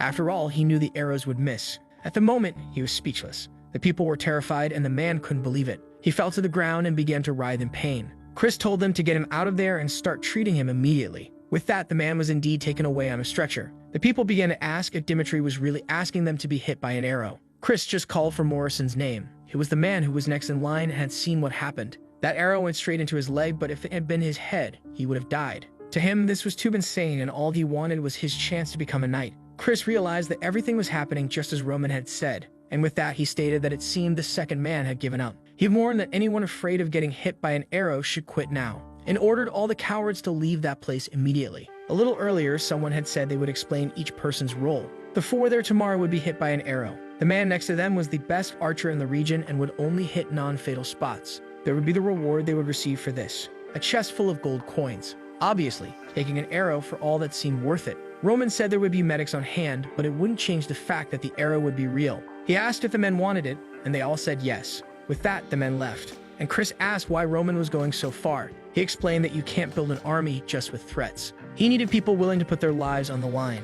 Even if the chance of being hit was 1 in 100, some people would still quit because of that 1% chance. Chris asked what the condition was that people would have to meet to become his subordinate. Ronan said he wanted someone with an extremely resilient psyche and mentality, someone born with the heart of a beast. Chris was confused because that was more important than experience. Roman said that someone like that would become stronger than anyone else, regardless of where they came from, and only those stronger than everyone else would walk by his side. But now everyone was wondering what kind of insane test this was. A good part of the applicants were already leaving, saying it wasn't worth taking an arrow just for a chance to serve Dimitri. Chris mentioned that at least 100 had already left, and he turned to call for Roman. He was thinking about the heart of a beast, which is an innate talent, just like Kevin, who was ready to cut off his own hand without any hesitation, or Chris, who ignored the humiliation he suffered in front of everyone to ask about how to become stronger. That's the kind of person who has the heart of a beast. No matter how strong someone's physique is, when they are born, they can't defeat someone like that. That's the type of person he wants to find in this test. So he gave the order for the test to continue. The next participant was panting heavily. Lucas remembered the guy from the bar. It seemed he really meant it when he said he wouldn't give up, but he was trembling a lot. He was terrified, but this was his only chance to show loyalty. There was no way he would quit without even trying. The first arrow nearly grazed his head. He looked at it and knew he could have died. Another arrow was being prepared and he wondered if he should give up. The second arrow hit right next to his arm and he knew it would all be meaningless if he left now. But the last one was coming and there was still time for him to back out. He wanted to say something, but the fear was overwhelming. And with that, the arrow struck the middle of his leg. Chris announced that Henderson had passed. Lucas realized the man was about to quit but got lucky. Arrow was fired in time, and so the tests continued. Out of 500 participants, after 100 fled, 400 remained, and out of those, only 120 had the courage to endure all 3 arrows. Roman observed each person who passed, those who trembled but still stood their ground, and those who remained still without even flinching. To him, both were equal because they had the courage to suppress their fears. Now it was time to start looking for the hidden gems, those who would look at him with admiration, not fear. Roman congratulated everyone but warned that he would only accept 30 people, and for that, they would have to go through a second test. Those who became his subordinates would live the life of a predator, and strangely, he only said that, leaving Lucas confused. Roman simply stated that the orders for the second test were straightforward. There were various swords of different types and shapes beside them, but none of that mattered. They just had to choose the sword they wanted and prove their worth in a duel against him. Lucas wondered if the man really planned to fight 120 people. Roman announced that all they needed to do was last 1 minute against him. Those who passed would receive even better conditions than those listed. The bald man then stepped forward and declared he would be the first. This guy had the look of someone who had fought 1,000 times, but let's see if he could endure this. With that, they were already face to face. Roman asked for his name, and the man said it was Vulcan. He questioned if the sword was good, and Vulcan said it wasn't a problem. Vulcan thought that Dimitri's confidence was a bit overblown, but although it was true that Roman had taken down the Bloodfangs alone, it was impossible for him to be defeated in a minute. Chris then told them to prepare. For Vulcan, surviving a minute would be easy, and he was more interested in testing the person he was going to serve, and Chris said they would start. Vulcan immediately lunged, saying he would find out what kind of man Roman was, and launched an attack with all the strength he had. But in a second, Roman dodged and was already at his side, and just made him look like a fool by tapping his foot, making him fall. Vulcan tried to get up, but at that moment, the sword was already at his neck. Roman simply called for the next one. At that moment, Lucas realized that this man was on a completely different level. This test was entirely incomparable to the first. When everyone saw the volcano being instantly defeated by Roman, they knew how strong he was. However, they all thought the same thing. As more and more duels took place, he would get tired. Then, it would be easier to defeat him at that moment. However, half of the duels had already happened,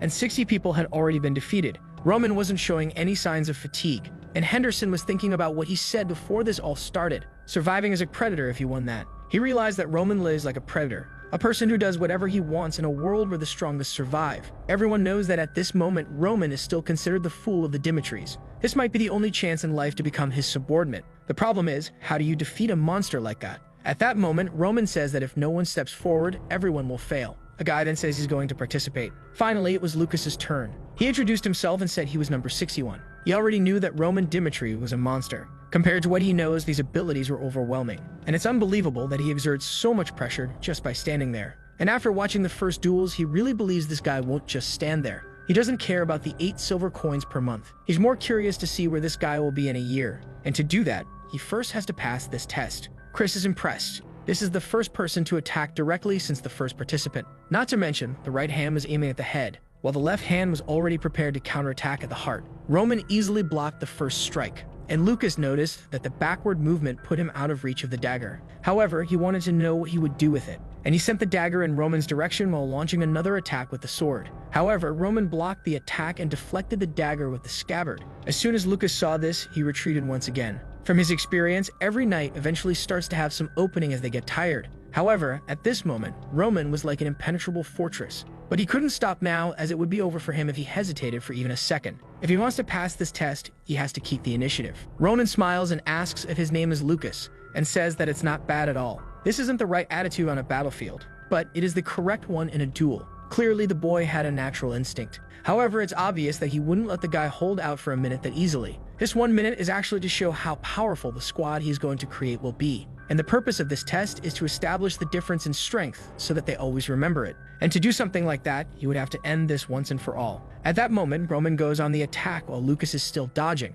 But remember that the guy is a B-rank mercenary. Everyone considers that the limit of effort, this is the maximum of a regular person who has no mana control. And since the first condition to reach a rank is at least to have awakened mana, he reached his limit, and no matter how hard he tries, he will never leave B rank. However, even so, he survived. On battlefields where countless mana users died over and over again, he stayed alive. And that's how he realized that to survive and win, you always use any means necessary. Roman ends up not being able to complete the attack. And Chris remembers that in the rule, he never said anything about not being able to throw sand in the eyes. The only mission given is to survive for a minute and nothing more. As soon as Lucas falls, he immediately gets up again to attack. However, he stops for a second. Roman was clearly ready to defend against this attack. Even though his eyes were red, he was still looking directly at him. With that, he just laughed. He dropped the dagger and said he surrendered. In the celestial demon cult, the first thing you learn before fighting is how to keep your eyes open at all times. That's because in a fight, a blink of an eye is enough for someone to die. Just like breathing has to be controlled every second,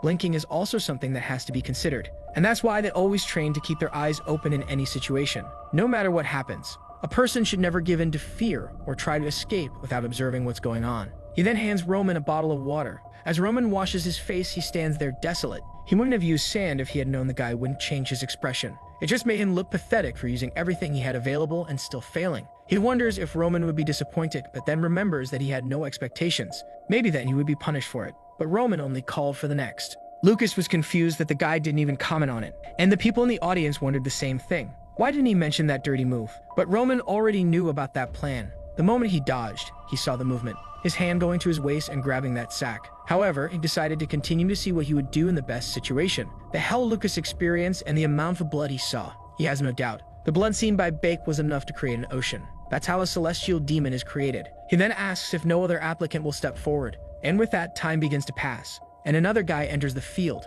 Once again, he dodges the attack. However, now everyone was trying to play dirty. So he tried to throw a stone at Roman. Chris noticed that Lucas's influence is making everyone want to last at least a minute. However, even so, none of that was enough. Lucas realized that the dirty move didn't disqualify anyone, but at the same time, Roman didn't feel any pain. And now was the next person's turn. The problem is that none of this was making sense. 2 hours had passed with duels and his breathing was still steady. In the battlefield over a sea of bodies, no one goes easier on you just because you're tired. Your movements become slow and your breathing unstable. That's how you become just another corpse. That's why, for someone who wants to survive on the battlefield, breathing must be perfect and continuous. However, Roman knows how to circulate nature's mana to alleviate the body's fatigue. Combining that with skeletal change, he manages to keep his body in perfect condition. During his times as Bak, he participated in wars that lasted up to 3 days. So of course, he wouldn't get tired from light training like this. Chris then tells all the applicants to gather, and he says that the number of people who pass the second test is equal to 0.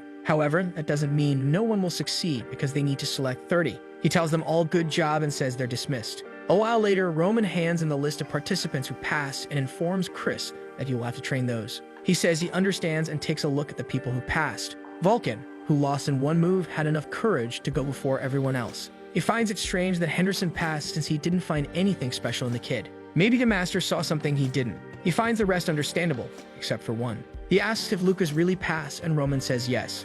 Roman asks if there's a problem with that, and Chris responds that he acknowledges Lucas is very talented for a B-rank mercenary. But not only did he commit a grave foul in the middle of the duel, but he also gave up before being attacked. A guy like that would only cause problems on the battlefield. It's not even about honor. It's because the average mercenary would abandon comrades to survive. However, Roman says that's precisely why he passed him. Of course, the poor guy is totally confused. But Roman says it's exactly because he isn't a coward who knows honor that he passed. At the moment when everyone was worried about Roman's judgment, he saw an opportunity and acted instantly. That's the kind of person who survives on the battlefield, doing whatever it takes. So he asks Chris why he was so sure Lucas would betray his comrades just because of a foul. He remembers that Jonathan once said that those who survive on the battlefield aren't the ones who know how to use aura, but rather those who calmly analyze each situation and act accordingly. He needed to keep in mind that no matter how strong he was as a knight, there was always a chance he could be killed by one of these, those who hide in the shadows and look for a chance to strike. Chris realizes that in that situation, it really was the most realistic thing for Lucas to do. Once again, he was the one who couldn't see things clearly. However, he then tells Roman there's one more thing he doesn't understand. The battlefield won't start for another 5 months.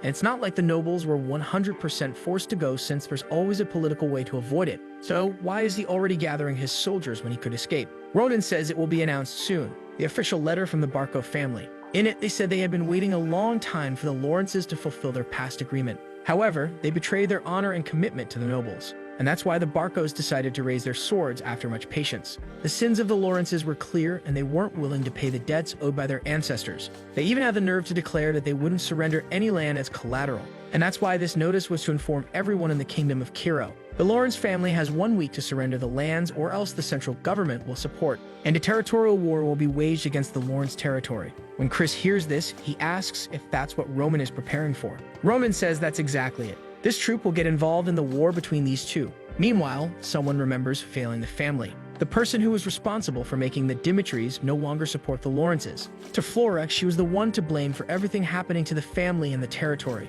She wakes up in the middle of the night. Every day she was having these nightmares, and she kept asking herself what she had done. In the Lawrence mansion, everyone was wondering if it was because of the broken engagement. It seems she had been rejected by Dimitri because she had made a mistake. However, now she wasn't even leaving her room, and the war against the Barcos was about to begin. Standing inside it, she couldn't even get out of bed. She always thought she was a smart person. She passed the advanced class at the academy with great grades. From her father's warm smile, she always thought she was a good daughter. But now she realized that without the family's support, she was nothing but a flower in a cage. The guy being called the fool of the Dimitris was something hilarious, because in the end, the fool was her. Now she doesn't even have the confidence to look her father in the eye. She wonders what he would do in this situation. If she stopped to think, Roman is the complete opposite of her. No one had any expectations or desires about what he would do. However, with his own strength, he subdued the blood prisoners and elevated the family's name. She doesn't understand how he was able to do something like that without anyone and why he's so strong. But even putting all that aside, the difference between them is that he had the courage to act. At this moment, one of the butlers knocks on the door and says that the meal is ready. The servants begin to look at each other with concern as she never appears. When she finally opens the door, visibly shaken, she says she's going to the library. She knows her father is doing his best to get some help from other families. However, she knows that no one will help them in this situation. This means that just as Roman resolved the blood prisoners by himself, they will have to find a way out of this with the strength they have. Meanwhile, someone calls for Lawrence in his room, informing him that the Martel family has refused the proposal. He says to contact the Vaster family, but the person responds that they have also already refused. The person tries to explain that no matter who they ask, no one will want to bet on a war against the Barcos. Moreover, there will always be rumors that whoever supports them in this war will suffer afterward. Besides, in the announcement, the central government gave its support, so those who don't participate also have a chance to receive lands. Meanwhile, Flora is just reading books. She knows there's 1 week left. That's the time she has until this war begins. She needs to find the best course of action in this situation. Meanwhile, her father punches the table, angry because those bastards always favored him, but now in this war, no one is supporting them in the conflict. He asks if the gold bank will lend anything, and he says yes, but the investigation will only be completed in a week, which makes it obvious that they are basically siding with the Barcos. He wonders if there really is no solution, and one of the men at the table says that perhaps it's just better to surrender to the Barcos. All the support they would receive from neighbors has been cancelled, so by surrendering, they would protect some innocent soldiers and not lose everything. No one in the room could argue against that. Even Lawrence said it was something to consider. However, that's when someone at the door said Miss Flora wanted to talk. He was going to say he was busy, but she opened the door at that moment. Her father asked what she was doing there. She said she had something to say. However, this story likes to jump back and forth, so now we're back to Roman's conversation with Chris. At the moment, he said that Roman Dimitri would get involved in the war between the Barcos and the Lawrences. Actually, it's not Chris, it's his father who asks if he really knows what that means. He says yes, and his father asks why he wants to go through with it. This is a legitimate war of the Barcos, confirmed by the central government. And since he canceled the marriage with the Lawrence lady, they have no right to get involved in this. If they get involved in a war without any reason, all the nobles will break ties and they will be subdued. His father says it seems that the son is not as rational as he thought he had become. However, Roman calls for him and asks how he wants him to live from now on. His father, confused, questions why he's bringing this up out of nowhere. But Roman says he's not getting involved in this war just because of a change of heart. He tells his father that he received a threat from Anthony Barco that complicated the marriage he was going to have. He has no way to plan, but when he heard that, one thing came to mind. People say that the Dimitris are the true strength of the North, but for some reason, the Barcos still think they are above. As he is the lord of that place and does nothing, he believes that he must be satisfied with the situation. However, Roman Dimitri is different and wants power. He won't stand by and watch the name of the Dimitris be tarnished, whether by the Barcos or anyone else. He has more than enough reason, just as the Barco War is merely a non-existent excuse to gain more power. In this new life, Roman feels as if he's in an endless ocean, but his identity as Bach hasn't changed. He will live a life of domination. He tells his father that he's not asking for the family's help, as he will participate in this war only as Roman Dimitri. All his father has to do is watch. The path he will show is the life he will live from now on. His father knows that your birthplace never changes no matter how great you become. Even if he has a lot of money and a prosperous territory, the fact that he's a commoner doesn't change. In this conversation, Lehana asked if anything happened with the nobles when he went to the capital. He sat down and said it was nothing much, but he noticed it just from the looks.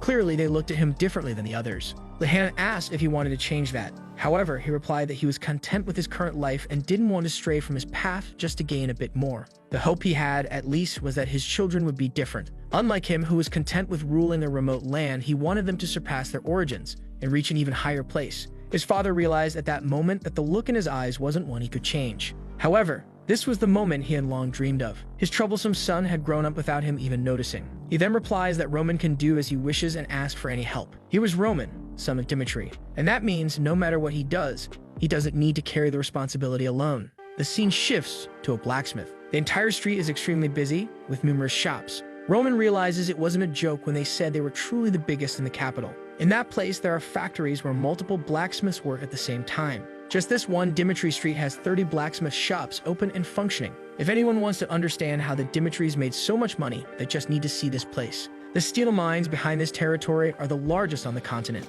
and that's why the blacksmiths can sell equipment at much lower prices. And that's why no noble in the Cairo region dares to be hostile to the Dimitris, not only because of the wealth they possess, but out of fear of losing the equipment they provide. And Roman is already looking for a certain someone. The person who is the symbol of the Dimitri family is considered a master blacksmith. In the conversation, he told his father that he would handle it alone, but he wanted help with the equipment. His father said he would need to speak with Master Hendrik. When it comes to blacksmithing, he was surpassed by Hendrik shortly after becoming a noble. If he says it's a request from Romero himself, he will certainly get everything he needs. However, he had to keep in mind that the Dimitri blacksmiths were extremely proud. They wouldn't be nicer or kinder to him just because he bore the Dimitri name. Only someone who can distinguish the quality of steel and the skill to use it can earn blacksmith's trust. Everyone is staring on the street, and Dimitri realizes it's exactly as his father said. That's to be expected considering the actions of the past Dimitri. In the shop, someone says to take a look at the person who arrived, and Hendrik asks what he's doing there. Roman says he believes his father sent word about his arrival. The blacksmith asks if it's about the equipment for 30 people. The blacksmith says he thought he only said that to steal some items and then sell them because he's out of money. He told him to grab some equipment on the side that was more than enough to arm 30 soldiers. Roman asked if those were the only items available, and the guy said yes. So he then questioned if that was the best Hendrik could do. He said of course not, but if he wasn't satisfied, he should just disappear from that place. But Roman picked up the sword and said that apparently the reputation of the blacksmiths in that place was exaggerated. To think he would call something like that equipment for a soldier. He says he will ask one more time. He wants to know if this is really the best work of Master Hendrik. Hendrik, of course, lashes out at him, saying that the equipment there is of the highest quality in the entire Cairo continent. And the boy who never sweated in front of a forge was trying to judge their work. If it weren't for Romero's request, he wouldn't even receive anything. While his brother worked a long time in the forge to succeed the family, he was covering himself with women in the streets. That means the biggest trash in that place is him and not the swords on the floor. He was just the eldest son who knew nothing and couldn't do anything either. Roman knew he would have to deal with this again. He replied that he understood the reason for the anger. What he wanted to know was why this sword had been hammered so much that it changed color when placed under the sun. This could only have been done by an inexperienced blacksmith who didn't know how to strike the metal. This proves it's not the work of the Dimitris, and the old man cannot deny this fact. He makes a cut with the sword and says that with this, one of his soldiers died on the battlefield because it didn't pierce the flesh. Another soldier had the blade stuck in the enemy's muscle and died with a frightened expression. He asks if that isn't an injustice. He made the best choice on the battlefield but died like trash because he was armed with trash. Hendrik still doesn't know where he's going with this. However, Roman picks up a chainmail from the ground and asks if that is what they call armor. That wouldn't defend against a single attack. Not to mention that the weight distribution was all wrong. This means that anyone who trusts in that will die on the battlefield. The organs of soldiers who relied on this chainmail would be torn apart. Dimitri continues to ask what nonsense he is talking about. Roman asks if he really doesn't understand. Roman can understand this guy's frustration since he showed up out of nowhere and started criticizing the equipment. He can accept those thoughts and feelings. However, he crossed the line. He says that if he had really taken that pile of trash from the ground, soldiers who trusted their lives would have died. Hendrik's feelings couldn't lead to such retaliation. That's because 30 lives were at stake, and even knowing that Hendrik fled from the truth, he asks if someone like that can really be called a craftsman who represents the Dimitri family. Because of personal feelings and this pile of trash, 30 innocent people who did nothing wrong died. His intentions and feelings shouldn't be important. He asked for weapons and armor with his father's name at stake, and the response was to receive this pile of scraps. These actions should be seen as insubordination to his father. He says he knows he's not doing this on purpose, but he needs to understand what his actions represent. Since this wasn't a personal request,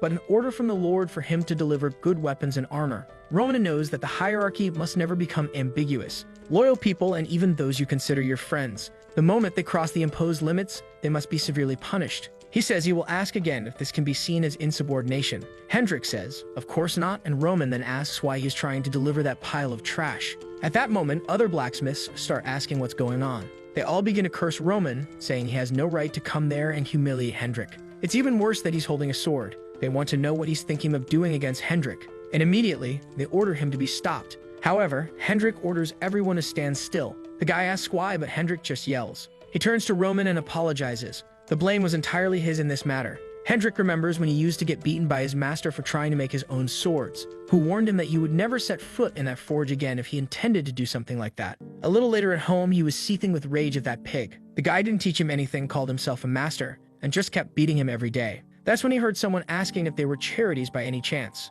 The guy with the coin in his hand said he knew it wasn't enough for a decent sword. All he wanted was any sword, and he promised to repay much more when he achieved what he wanted. His body wasn't healthy and he needed a weapon to make money. The master replied that he wouldn't deliver it, and the guy kept begging while Hendrik listened to everything. However, the master ordered him to disappear from that place immediately. With that, the guy went back home devastated. However, on the way, Hendrik called out to him. He asked if he really would take that sword for free. Hendrik said yes, and that he heard his situation at the blacksmith's. The guy wanted to pay, but Hendrik responded that it wasn't necessary since he was going to throw it away. He was just happy that the item he made would help someone in some way. The boy thanked him happily, and Hendrik was glad for the first time to have helped someone. However, his expression soon changed when he found the guy dead on the ground. His body was already covered in flies, and seeing that, Hendrik almost vomited. The people around commented that it seemed he had died on a mercenary mission. It seems a bandit tried to strike him with a sword, and when he tried to defend himself, his sword broke. Everyone commented that's why you only go to war if you really have a good weapon. For Hendrik, that wasn't any different than taking his own life. From that day on, he swore he would never let that happen again. But now he was there, old, and almost made the same mistake again. He apologizes and says he will pay the price for his actions. Roman says that if he's willing to take responsibility, then he won't pursue this matter further. He drops the sword and says he knows that Hendrik is one of the best blacksmiths there, so they need to talk business. He's here to get equipment for the soldiers and believes that Hendrik only tried to disobey because of his feelings. But with this, they will bury both their mistakes in the mud. He wants weapons and armor for the soldiers and nothing more. Hendrik realized that Roman had given him a way to escape this without receiving any punishment. What he doesn't understand is how someone can change so much in such a short time. The boy is really not the same as before. And with that, Hendrik swore he would never let something like this happen again. As an apology, the equipment would be made with the best iron available in the Dimitri's possession. And with that, he orders everyone to return to work. And so production begins. While one man sharpens a sword, Roman asks what this business is about him having stolen a sword from Hendrik. The man says that at that time he was drunk and had lost his mind. It seems that 3 years ago, he was drowning in debt, and his father was tired of giving him money. So he snuck in without anyone noticing and stole Hendrik's masterpiece. That sword took 6 months to design and another 3 just to complete without him leaving the forge even for a day. And even so, something so valuable was sold to some random guy for a little money. He would never understand what it means for a blacksmith to lose his masterpiece without it finding its true owner. Roman realizes that his past self really crossed the line. At that moment, Hendrik calls him over and says he doesn't forgive him for the things that happened. He is making the request because he was wrong at the beginning, but he doesn't accept a Dimitri's son who knows nothing about blacksmithing. He had to keep in mind that the foundation of that place was the forge. If one day he made something with his own hands that wasn't trash, then he would see him differently. Roman responds that it won't take long, and with that he returns to the same secluded room where he trained his skeletal body.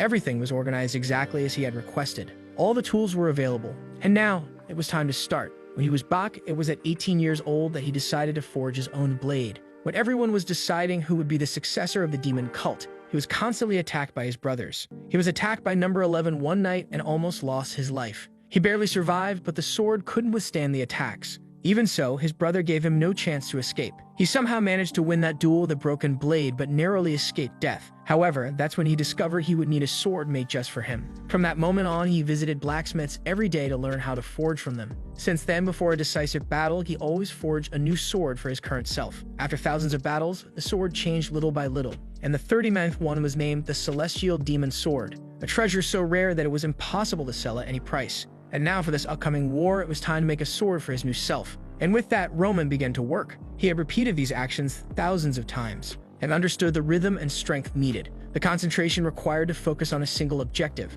To forge something like this, you needed to be in a trance. While forging, he asked himself what he was living for. In that world, he was forced to survive because he was born as the son of the celestial demon, and battles fell upon him. However, he never saw this as a bad thing. And at this moment, his mind is the same, and he will remain true to his reality. However, this life he now leads doesn't necessarily mean he has to go against everyone, and this shows that his training needs to be even firmer. This only shows that he still has no idea of the most powerful forces in this world. Defeat could not be tolerated. He then makes a breath of flames. That was the art of the infernal demon. It transformed all accumulated mana into heat. Even though it wasn't the best that existed, it was the only one this weaker self could use. He couldn't forge many things because his organs would be damaged. However, he desired a power that could face all variables. Back at the Lawrence mansion, Flora says that at this moment they are trapped and out of options. Aid had been cut off and the military difference was clear. She heard the discussion about surrendering to preserve what little land the family had left. However, she believes that's the one thing they absolutely shouldn't do.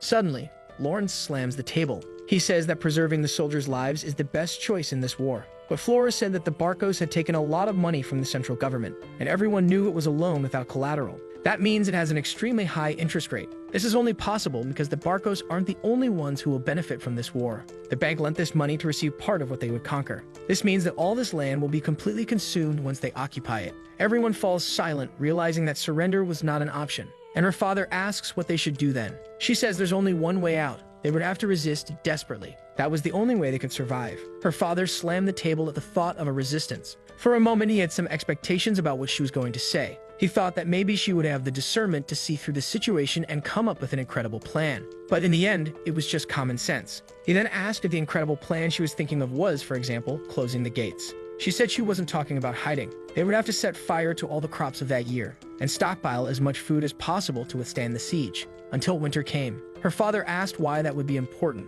She replied that it would be enough time for the interest on the loans to start accumulating. The gold bank had massive power and influence across the entire continent. If the war didn't end quickly, they would start pressuring the Barcos to finish it faster. This wouldn't happen because the gold bank could be pressured by the central government's connection, but because they would hire mercenaries who are only motivated by the money that comes from that bank. Once winter began, having a castle would no longer be advantageous, and the mercenaries themselves would start leaving that place. The people began to comment that it would be a battle of time, but it was something plausible. And Lawrence was thinking that he had raised his daughter to be very immature in the end. But she had changed a lot. He slammed the table. He said Flora was right, so they would start preparing for desperate resistance. They would keep surviving and keep the Lawrence lineage alive. Even if the walls fell and the castle was destroyed, they would continue trying to survive until the end. Back to Roman, the first sword seemed ready, and he said that no matter what, the first time for anyone and anything is always special. This was his first sword in this life, one that would fit perfectly with who he was now, and the name would be borrowed from this world. It would be called Salamandra.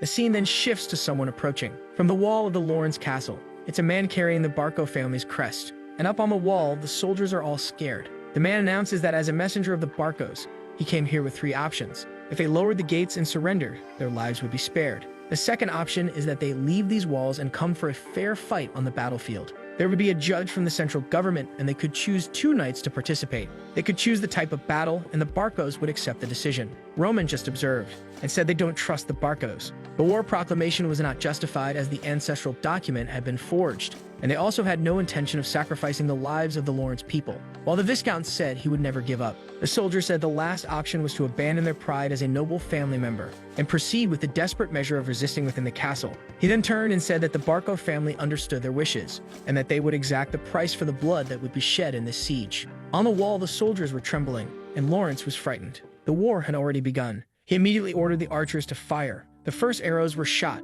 and the Lawrence army was already advancing. It was classic medieval warfare, face to face. Meanwhile, someone was throwing their helmet to the ground. It was the Barcos who were furious with these insolent people for not respecting them. They had prepared 3 times more soldiers, so why weren't they surrendering? The soldier behind expected it to be decided in an hour, but the pace of the battle was quite different. The man replied to the Lord that the Lawrences seemed prepared to stretch this fight. They had dug around the entire wall and given access to the river so the soldiers couldn't get close. And from the number of arrows fired, it was clear they had enough war supplies. The leader couldn't understand why these damn people chose to resist desperately in just 1 week. They had calculated everything perfectly so that they would simply surrender. So why were they risking locking themselves inside this gate? He couldn't understand where the plan went wrong. The knight asked the Lord what they would do. The man said it was obvious. They would use that. The man trembled and said he understood. The man smiled and said that Lawrence was not a person with a very strong mind. After all, he sold his daughter to the Dimitris when he felt the pressure from the Barcos. He is the type of man who shrinks when a crisis begins.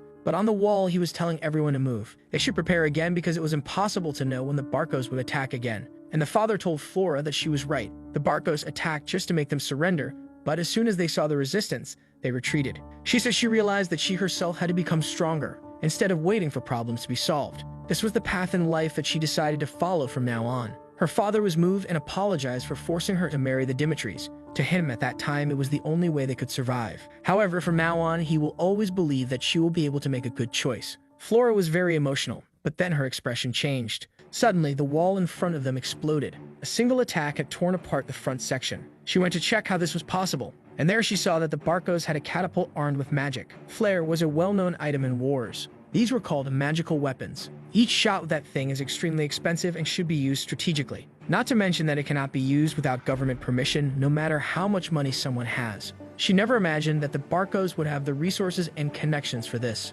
And the worst part is that there are only two ways to defeat a flare. Either you use another magical weapon of the same rank, or they would have to leave the castle and destroy it. The problem is that both options were impossible. But of course they didn't want to give up just like that. At that moment, a maid announced that they had received a magical message. This wasn't just a very rare means of communication, but also very expensive. The maid said that Roman Dimitri had said he had a way to help, so she should accept the offer. Flora had no idea. Why was Roman Dimitri getting involved in this? The scene then shifts to her asking how he plans to save the Lawrences from danger. Roman says he will make it clear that he's only doing this to get revenge on the Barcos for personal reasons. It's something he had already decided on, and this is the perfect time for revenge. If the Lawrences follow his plan, he will actively participate and destroy the Barco family for them. She asks what they will have to do in this plan. He says the Lawrences will first have to create a stage for him by making a certain sacrifice. If they create this with all the forces he has, Roman Dimitri will help. This sacrifice he mentioned. She knows he proposed this due to the situation they find themselves in, so she had no other choice.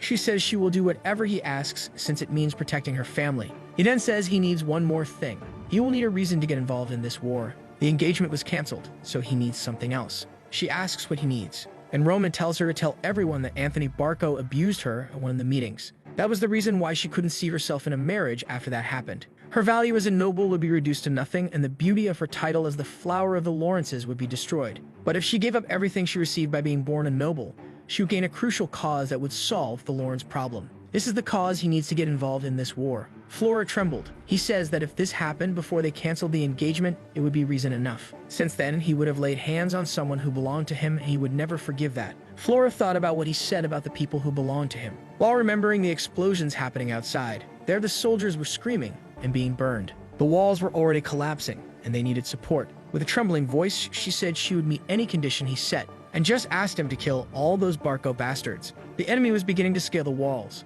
and Lawrence gave the order for them to defend and keep resisting. But at that moment, a hooded man appeared and lunged to take Lawrence's life. He saw that he wouldn't be able to dodge in time, but then he was struck in the face. Flora had shot an arrow. Her father turned and asked what she was doing there, but she only said that they would have to open the gates and face the Barcos head-on, and he asked why she was saying that. She explained that Roman had promised that he would help them. As the troops entered the castle, they would destroy the flare. Her father asked why Dimitri had changed his mind now. She said there was no time to explain, but she was sure. He was a man who kept his word. In another place in the forest, Roman was observing a magic crystal, when Chris approached and asked if they would attack already. But Roman replied that they wouldn't. Chris said that at this rate, the Lawrences would be defeated before they got involved. The flare was an extremely powerful weapon that would destroy that wall. They needed to launch this attack at this very moment, but Roman just asked why he would do that. Whether the Lawrences fell or not was of no importance to him. He then told Chris to pay attention. Among the deaths of hundreds of people he doesn't know, ensuring that none of them shed blood is much more important. The Lawrences would indeed lose a lot of people because of this, but that's their fault for following a lord who lacks capability. However, unlike them, those who follow him would not become meaningless sacrifices. Chris simply responded that he understood, but he had no idea how the guy could make such a choice. At that moment, the Lawrences gave the order for the gates to be opened, and they commanded their soldiers to move forward. The army from the ships began entering the castle, and the Lawrences were there waiting for them. A man with a red beard smiled and said they didn't know their place, and the guy made a slash that split the poor fellow in two. That was the Burge mercenary company. The first one to fall to the ground was already screaming and begging for help. The troops started moving forward, but everyone knew they were marching to their deaths. From the wall, Flora continued giving orders for them to resist until the end and not retreat. She knew that if they didn't even serve as a trap, he wouldn't appear. However, suddenly the sounds of horse hooves were heard. Someone was approaching from the rear of the base, and the leader asked who they were. Obviously, it was Roman's personal cavalry arriving. For him, the moment for the soldiers to risk their lives had come too soon. He knew that most were insecure and anxious at that moment, but this was the reality they would have to face. And he promised that whoever survived would live the life of a predator. However, in the end, it was each person's individual skill that determined who came out alive. He warned everyone that the priority was to reach the base of the ships and destroy the siege weapon. He knew the Lawrences would be insufficient to create a good distraction, and he didn't expect much from the soldiers either. That's why he would be the one leading the vanguard. He was going to massacre everyone in front of him and clear the path for them to just deal with the rest. But they had to keep something in mind. The priority was to destroy the siege. The captain, seeing this, thought they were a bunch of idiots thinking they could win with so few soldiers, and he warned his men to prepare to take down these crazy guests. The knights raised their shields and spears, and Roman went head-to-head against them. He approached and raised his blade against them all. He threw himself into the middle of the barricade and cut down the first ones. His horse was killed, but the Muram world always followed one rule. The celestial demon was always at the forefront of the demonic cult, because he himself was supposed to be the invincible unit, and anyone who faced him was destined to lose their life. What everyone wondered was why he stayed in the most dangerous position, even though he was the most valuable person. In the past and present, the reason was always the same. Having someone so powerful at the front crushed the enemy's morale, and Roman announced that if no one came forward, he would wipe them all out. Kevin then shouted for everyone to follow the leader. With that, they went on a rampage. However, Kevin's course was hit, but that only made him angrier. He wanted to keep following Roman, and for that reason, he didn't hesitate and finished the guy off right there. Chris remained focused. All he wanted was not to stray too far from Roman so he could support him, and the soldiers made a barricade, saying they had to stop this monster. But they stood no chance, and Roman knew very well what the target of that operation was. The weapon known as Flare. The leader of the mercenaries named Burge recognized Roman Dimitri. He knew that in this mission, his mercenaries would receive a huge reward, and seeing what was happening, you would have to deal with that guy. Roman already knew that Burge was a Ranka mercenary, someone recognized by the kingdom itself, and unlike the others, he was a soldier who knew how to use mana. Burge was an Aura Knight at least 2 stars. However, he was shocked to see that Roman didn't retreat even for a second under his attack. The boy's blade was already surrounded by a purple energy, and he struck the guy full on. Burge managed to defend himself but realized Roman was too strong. With that, he started retreating, trying to protect himself. But the slash went through, and it took 5 seconds for him to fall to his knees. That was the amount of time the Ranka mercenary could resist against Roman. The enemies were terrified to see the captain die like that. All the allies were all ecstatic. The leader of the ships ordered everyone to kill that bastard, but he was just thrashing about and the men said it was too dangerous. Roman was curious about something else. This weapon called Flare, the product of something that didn't exist in the Muram world. He then activated the art of the heavenly demon.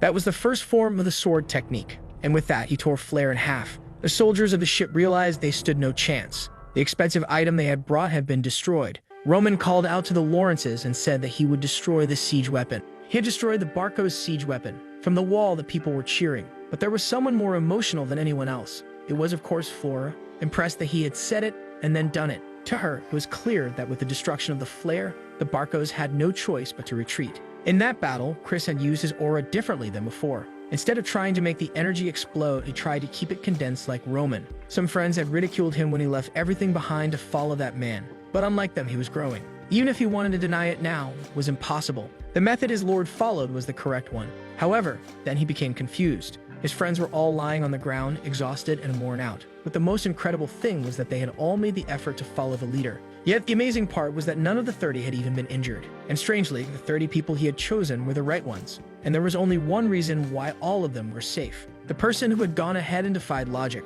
Roman approached and said they had done well to survive. Their role in this was now over. The Lawrence gates were then lowered, and the Dimitri army entered the castle. Of course, everyone shouted his name, shouting that he was the hero who had saved all of Lawrence's territory. The Viscount couldn't help but feel ashamed. He knew he wasn't capable, but the boy had gone ahead and done everything he needed by himself. That was truly destructive talent. Romero had raised a terrifying tiger, and if he had made any mistakes, that man would have been his son-in-law. It was a pity, but that was the past. He then called out to Dimitri and said that he was also the hero of that place. He thanked him for his presence and said it was a pleasure to see him there. Ronan simply smiled and shook hands while the people cheered. He entered the castle and was about to go into a room when someone asked him to wait. It was, of course, Flora who wanted to thank him. She said she knew they hadn't fulfilled their role as bait properly, but even so, he hadn't abandoned them in the end. So she wanted to thank him from the bottom of her heart. Ronan simply replied that he had fulfilled his part as promised. The Lawrences had done as much as he expected them to do. Flora said she wanted to repay this favor no matter what.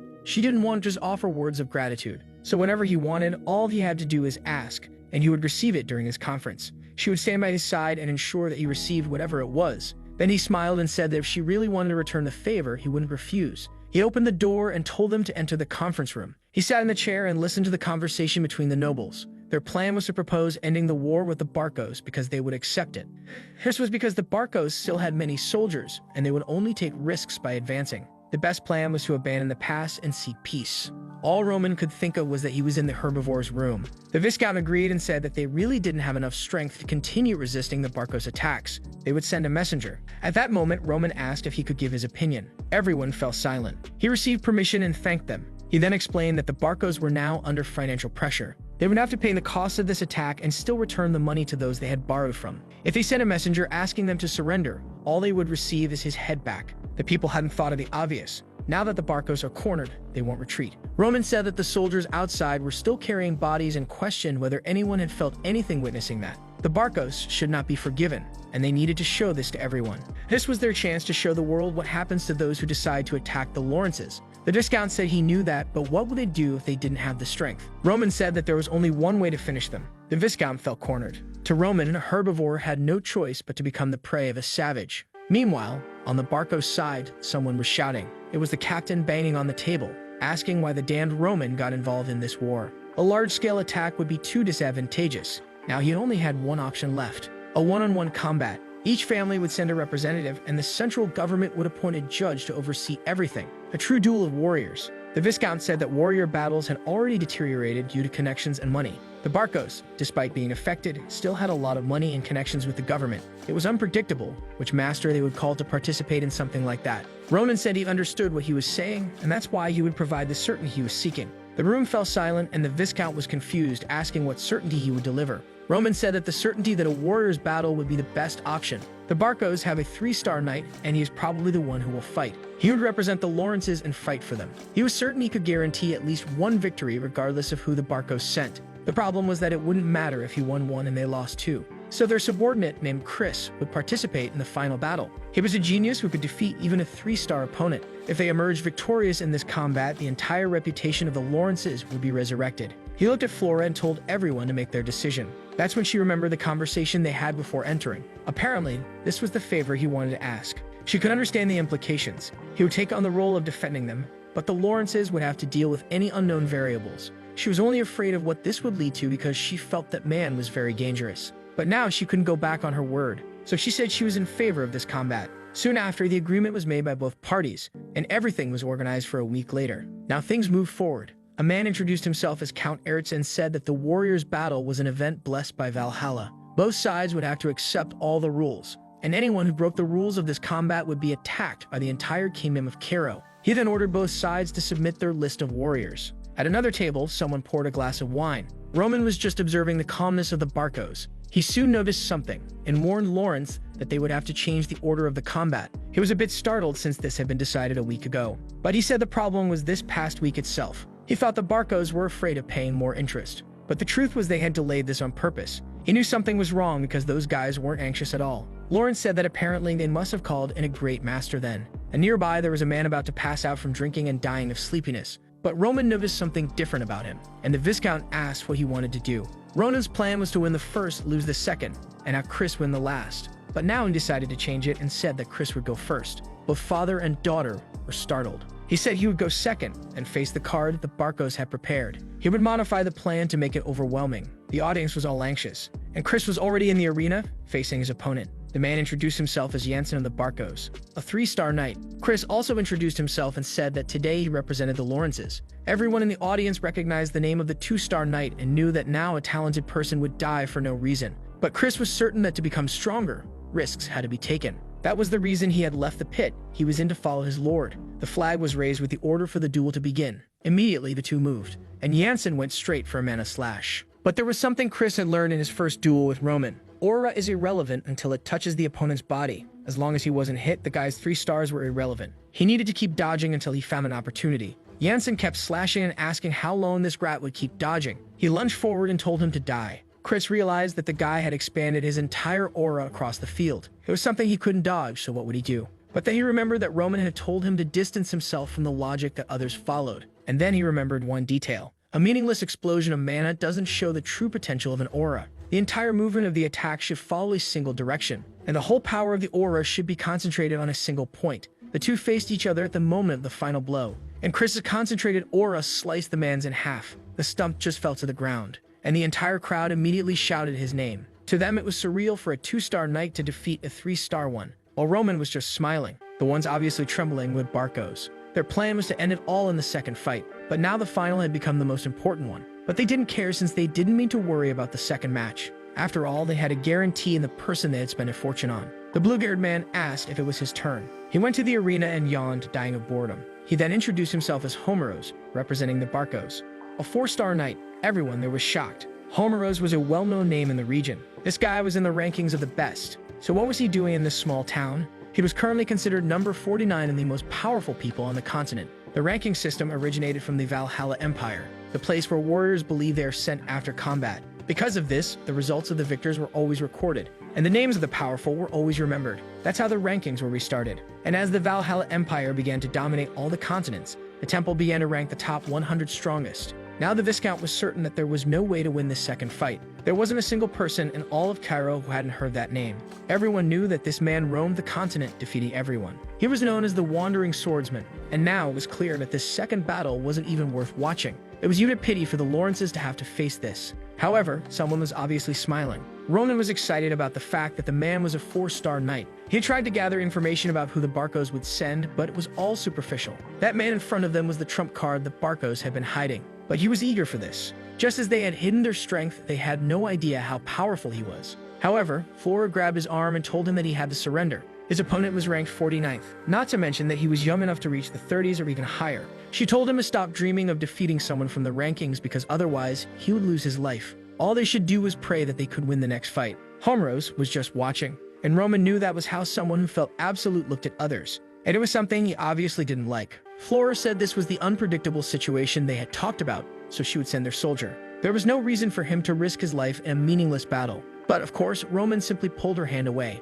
He said he had no intention of explaining the details, so she shouldn't bother him. He then presented himself on the battlefield. As Roman of Dimitri, defending the Lawrences, the two drew their swords, and Homeros knew that if the guy had destroyed a flare, he was at least a 2-star knight. To him, it was ridiculous to have to face someone like that, especially since he would soon be competing for the 30th rank. So he decided to finish it quickly. In a second, he lunged at Roman, and the soldiers around noticed how fast that movement was. Roman defended against the attack, but the blade came extremely close to his neck. As soon as the block was made, the man was already behind him. Homeros was even excited, saying that the boy was interesting. He slashed again, and Roman defended while condensing all of his mana into the blade. Homeros, intrigued, asked why he was manifesting aura that way, while Roman was getting angry because that man was clearly underestimating him. Tired of it, Homeros activated his 3-star aura and said he would face him seriously. The energy began to generate electricity throughout the arena, and the people in the audience were even having to hold on. But Roman was thrilled to know that this guy was ranked 49th. To him, there was no reason to drag out this fight any longer. He then stepped forward, activated his aura, and told the man to resist it if he could. The celestial demon techniques have no form. All Homeros could see was a sudden black wave in front of him. He didn't even know that something like that could be created with mana. Indeed, the attack had no form, and that's why the moves were only identified by numbers. And that was known as the third move. We saw the noble trying to convince Homeros to participate in this duel and give up the fight with that Fernando ranked 30th. It was his guild leader saying they would receive a lot of money if he participated in this duel between two remote families. He thought about it, realizing he had refused all missions since becoming a rank A, so maybe it was worth it. Since he needed money as well, he decided not to refuse. But the result was completely different. Everyone there was speechless, and in the audience, they couldn't even understand what happened. The prodigy of Kiro, who had entered the rankings even before becoming a 4-star, had been killed with a single slash. Roman didn't understand how someone so far from their peak could be so arrogant. That's because his metrics weren't based on this world, but on the one he came from. Compared to this place, the world of Murim was like a galaxy of martial masters. No one dared to be arrogant since death always took the careless. To Roman, this place was inefficient, and he then told the judge to announce the winner of the second combat. Hesitant and stumbling over his words, he said that the winner was Roman Dimitri for the House of Lawrence. The people couldn't believe that the prodigy everyone talked about was really dead. To them, it was like a hallucination, and it was only then that Chris realized the true strength of the lore he followed. He didn't understand if he had been this strong in the first duel or if he had changed drastically afterward. He was certain that he hadn't been so powerful as to defeat Homeros back then. So how could this be explained logically? As soon as he defeated Jansen, he thought that the day he would defeat Roman wasn't so far off. But that was pure foolishness. The flag was raised declaring that the House of Lawrence had won. With that, the last fight was irrelevant and it didn't matter who was sent. Aertes announced that both families could send another warrior. The Barco representative was seething with rage. It was over now, but he couldn't understand how Homeros had died. He wasn't just an average knight to the warriors of the north. He was one of the few true soldiers in the kingdom of Kiro. So why are the mercenaries sent to fake Homeros? The man asked who they would send now, but the Barco representative simply said that they couldn't afford to lose any more strength. He then told them to just send Benson.